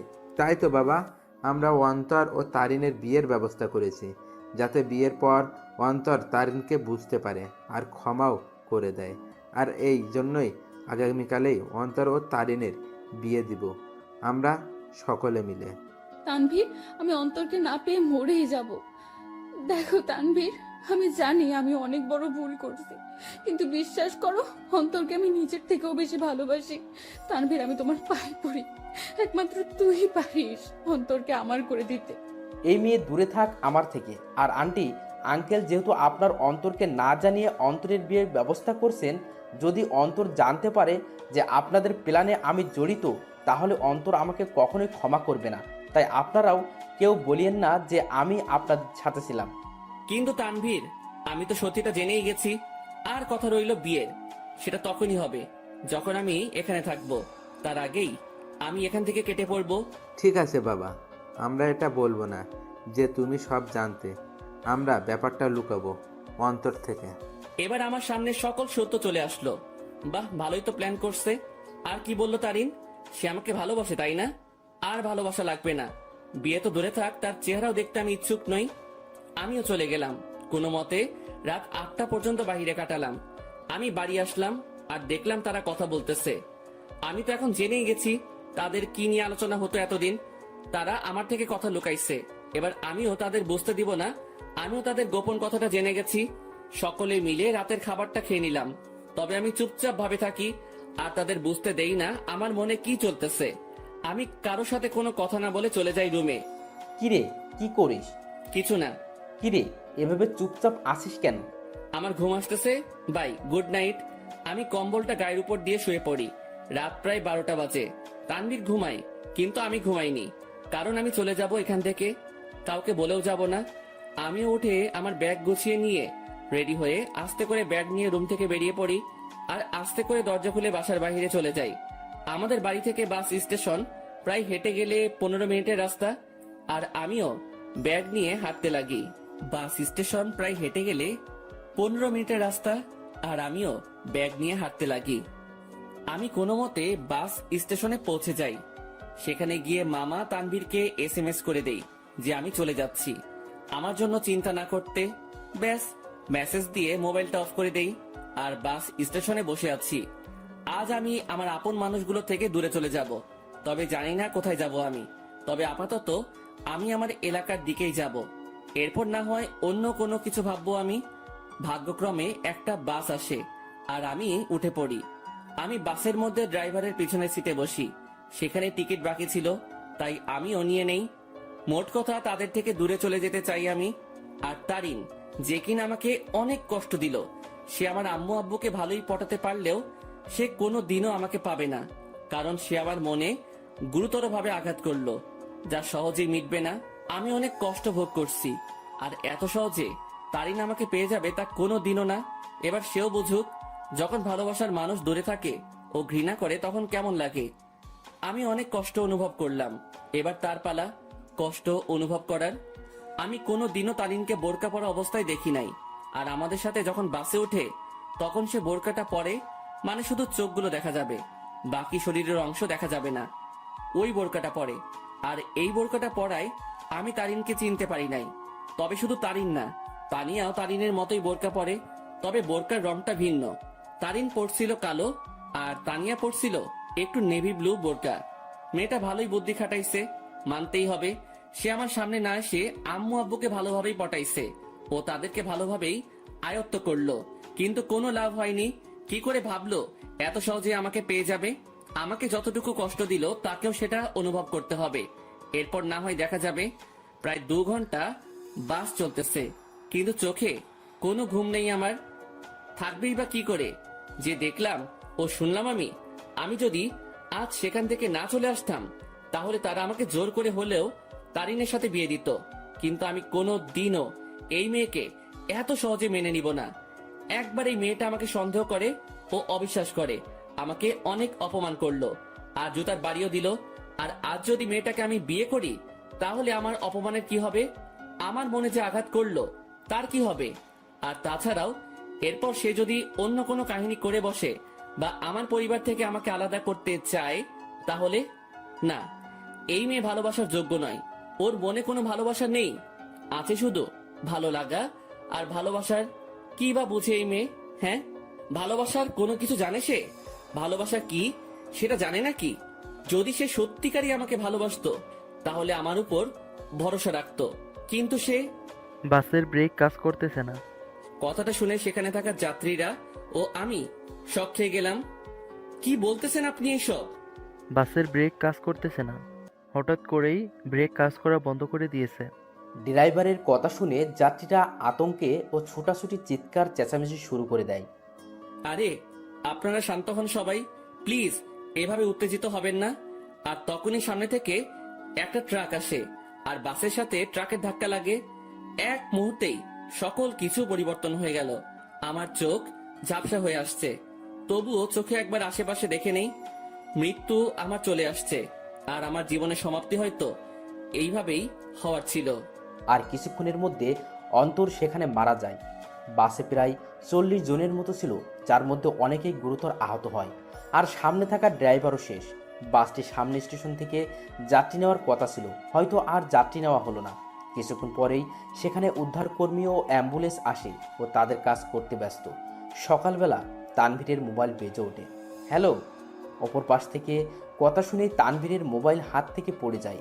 তানভীর পাগলের মতো ব্যবহার করতে শুরু করে, আর তানভীর অন্তরের মামাকে নিয়ে সেও সকাল সকাল বেরিয়ে পড়ে। তানভীর ও অন্তরের মামা জায়গা মতো চলে যায়। তাকে একজন পুলিশ ফোন দেয় আর ঠিকানাটাও দেয় আর বলে সেখানে চলে আসতে, আর তানভীরও সেখানে চলে যায়। তানভীর, কি হয়েছে? তুই এখানে আনলি কেন? তানভীর চুপ হয়ে আছে। জি, আপনার নাম কি তানভীর? জি। আসুন আমার সাথে। আসলে ডেড বডির পকেট থেকে আমরা একটা মোবাইল পাই, আর সেটা অন করেই সেখানে আপনার নাম্বার দেখতে পাই, যেখানে লেখা ছিল তানভীর বেস্ট। তাই আপনাকে কল দিলাম। কার ডেড বডির কথা হচ্ছে অফিসার? আসুন আমার সাথে। পুলিশ তানভীর ও অন্তরের মামাকে একটা রুমে নিয়ে যায়, যেটাতে ডেড বডি শোয়ানো। সেখানে সাদা চাদর মোড়ানো একটি লাশের কাছে নিয়ে যায়। তানভীর, কি হয়েছে রে? কার কি হয়েছে? কিন্তু তানভীর নিস্তব্ধ। পুলিশ অফিসার সাথে সাথে সেই লাশের মুখ থেকে সাদা চাদরটা সরায়। সাথে সাথে অন্তরের মামা লাশ দেখে থমকে যায়, কারণ এটা তার ভাগ্নে অন্তরের ডেড বডি। এই তানভীর, এটা কে? দেখতে তো পুরাই আমাদের অন্তরের মতো লাগতেছে। তানভীরের সাথে সাথে সেই বডিটা ধরে চিৎকার করে কান্না করতে লাগে, কারণ আজ তার বন্ধু তার থেকে বহু দূরে চলে গেছে, যেখান থেকে আর কোনোদিনও ফিরবে না। এই অন্তর, এভাবে শুয়ে আছিস কেন? এই অন্তর, দেখ ভাই, এভাবে শুয়ে থাকিস না, কথা বল ভাই। এই তুই না আমাকে ভাই ডাকছিস, আর তুই না বলতি তুই আমার কথা শুনবি, তাহলে শালা এভাবে শুয়ে আছিস কেন? এই অন্তর। এই তুই কাকে অন্তর বলতেছিস তানভীর? আমাদের অন্তর তো বাসায়। আর তখনই অন্তরের মামার মোবাইলে কল আসে আর দেখে তার বোন কল দিছে। কি রে ভাই, কই গেছিলি? আর তানভীর, অন্তর কই? অন্তরের মামা এই কথাটা শুনে থমকে যায়। কারণ বলল অন্তর ওর বাড়িতে নেই। সাথে সাথে কল কেটে দেয় আর স্ক্রিনের দিকে তাকায়। সেখানে অন্তরের একটা মেসেজ দেখে। সেও সেটা দেখতে লাগে। সেখানে লেখা ছিল, মামা, আমি তোমাদের মনের গোপনের তথ্যটা জেনে গেছি, কিন্তু তোমরা আমার মনের অবস্থা জানো না।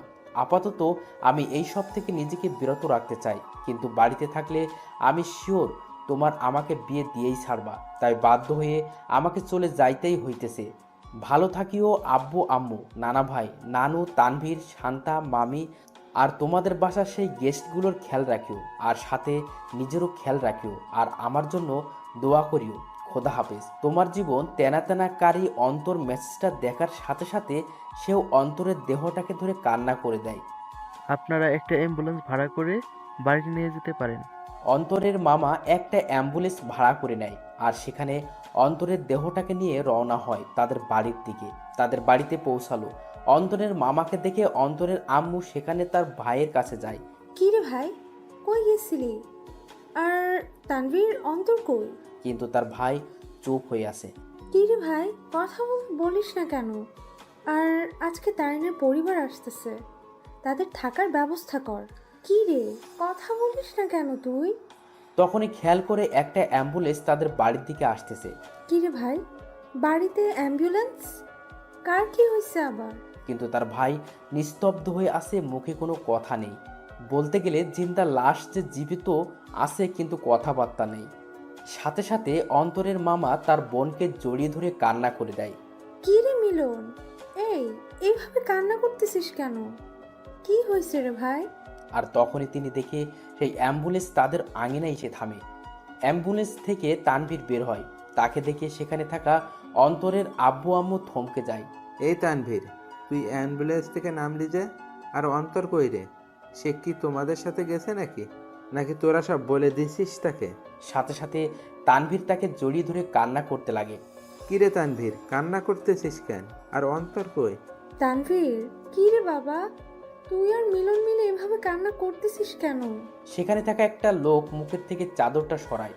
লাশের চেহারা দেখেই আঙিনায় উপস্থিত অন্তরের আম্মু, আব্বু, নানা ভাই, মামি সকলেই বড় ধরনের ঝটকা খেয়ে গেল। সাথে সাথে অন্তরের আব্বু আম্মু, নানা ভাই সেই লাশের কাছে গেল। আর তারা দেখলো তাদেরই অন্তরের সেই সাদা চাদর গায়ে মরিয়ে চোখ বন্ধ করে আছে। এই আব্বু, কি রে, তুই এভাবে শুয়ে আছিস কেন? কি রে, কি হয়েছে তোর? কথা বলিস না কেন? অন্তর, বাবা, কি রে, এভাবে এখানে শুয়ে আছিস কেন? কি হয়েছে তোর? কথা বলিস না কেন? এই তানভীর, আমাদের অন্তর কথা বলে না কেন? ওর কি হয়েছে? নাকি তোরা সব সত্যি বলে দিছিস বলে রাগ করে আছে আমাদের উপর? কি রে তানভীর, মিলন, কথা বলিস না কেন? অন্তর এইভাবে শুয়ে আছে কেন? কিন্তু তানভীর আর তাদের মিলন মামা কান্না করেই যাচ্ছে। কাল রাতে বাস অ্যাক্সিডেন্টে উনি মারা যান। কি যাতা বলতেছেন এগুলো? আমার ছেলে বাড়ি ছিল, ও কি করে? নাকি ফাইজলামি করতেছে এই বেয়াদবটা? আমার রাগ উঠে গেছে, কিন্তু এইসব নিয়ে কি ফাইজলামি করিস অন্তর? এইসব কোনো মজা করার ব্যাপার? উঠ বলতেছি, না হলে কিন্তু একটা মারও মাটিতে পড়বে না। তারা অন্তরকে অনেকবার জাগানোর চেষ্টা করলো, কিন্তু অন্তর তো আর জাগবে না। সে চির নিদ্রায় চলে গেল, যেখান থেকে আর ফিরবে না কোনোদিনও। আব্বু, কথা বলিস না কেন তুই? একটিবার কথা বল বাবা। কি রে আব্বু, কথা বল না। সাথে সাথে অন্তরের বাবা মা দুজনই অন্তরের দেহটাকে জড়িয়ে ধরে কান্না করে দিল। তারিন আর তানিয়া বাড়ি থেকে বের হয়ে দেখে বাড়ির আঙিনায় অনেক মানুষ। কি রে, এখানে এত মানুষ? বিয়ে তো ঘরোয়া পরিবেশে হবে বললো, তাহলে এত মানুষ আর কান্নাকাটির আওয়াজ পাচ্ছি কেন?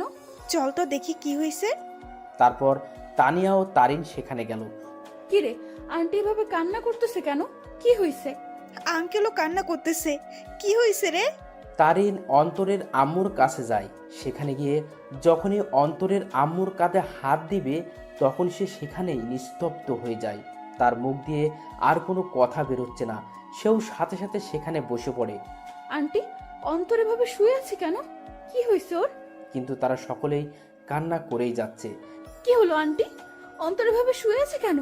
হাই অন্তর, তুমি এভাবে শুয়ে আছো কেন? কি হয়েছে তোমার? এইভাবে সাদা চাদর গায়ে কেন তোমার? হাই অন্তর, কথা বলো না কেন? আঙ্কেল আন্টি অন্তর এভাবে শুয়ে আছে কেন? কি হয়েছে? কথা বলতেছেন না কেন আপনারা?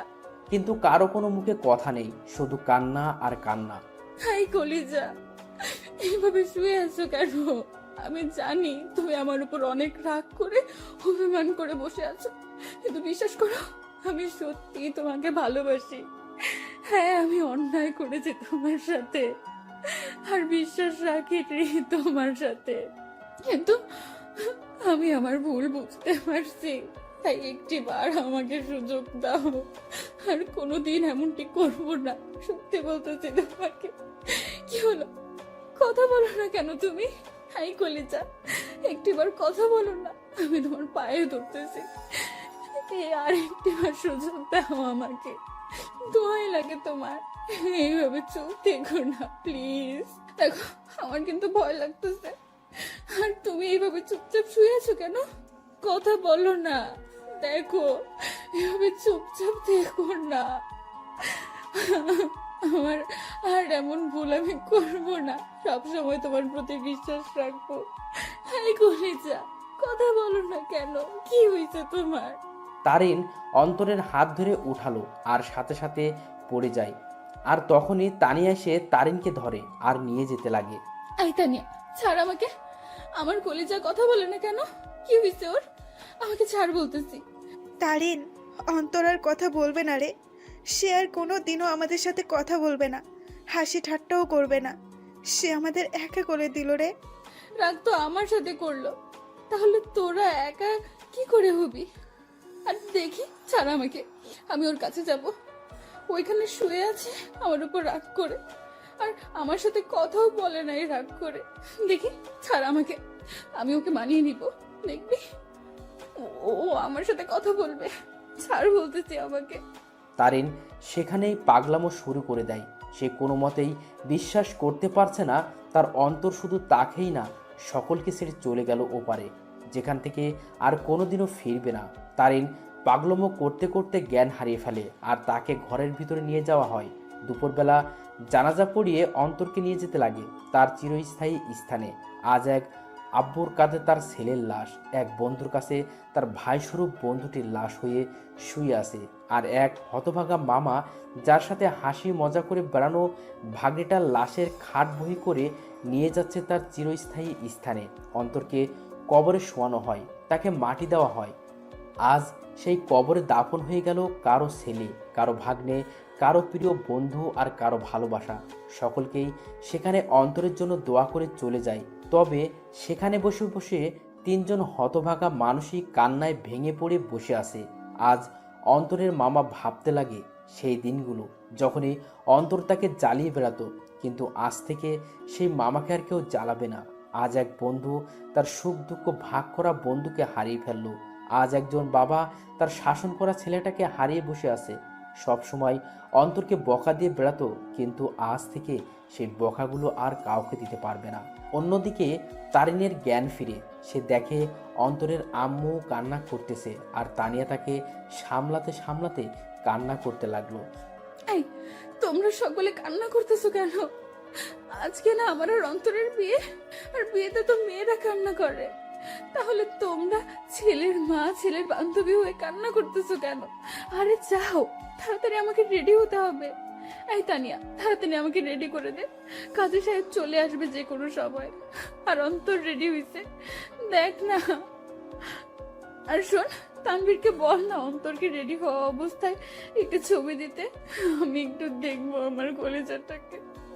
তানভীরকে বল না অন্তরের ছবি দিতে, আমাকে রেডি করে দে। আমি শাড়ির আঁচল সামলাতে পারি না, কিন্তু ও বলছিল শাড়িতে নাকি আমাকে দারুণ মানাবে, আমি ওর জন্য শাড়ি পরবো। তারিন, কি হয়েছে?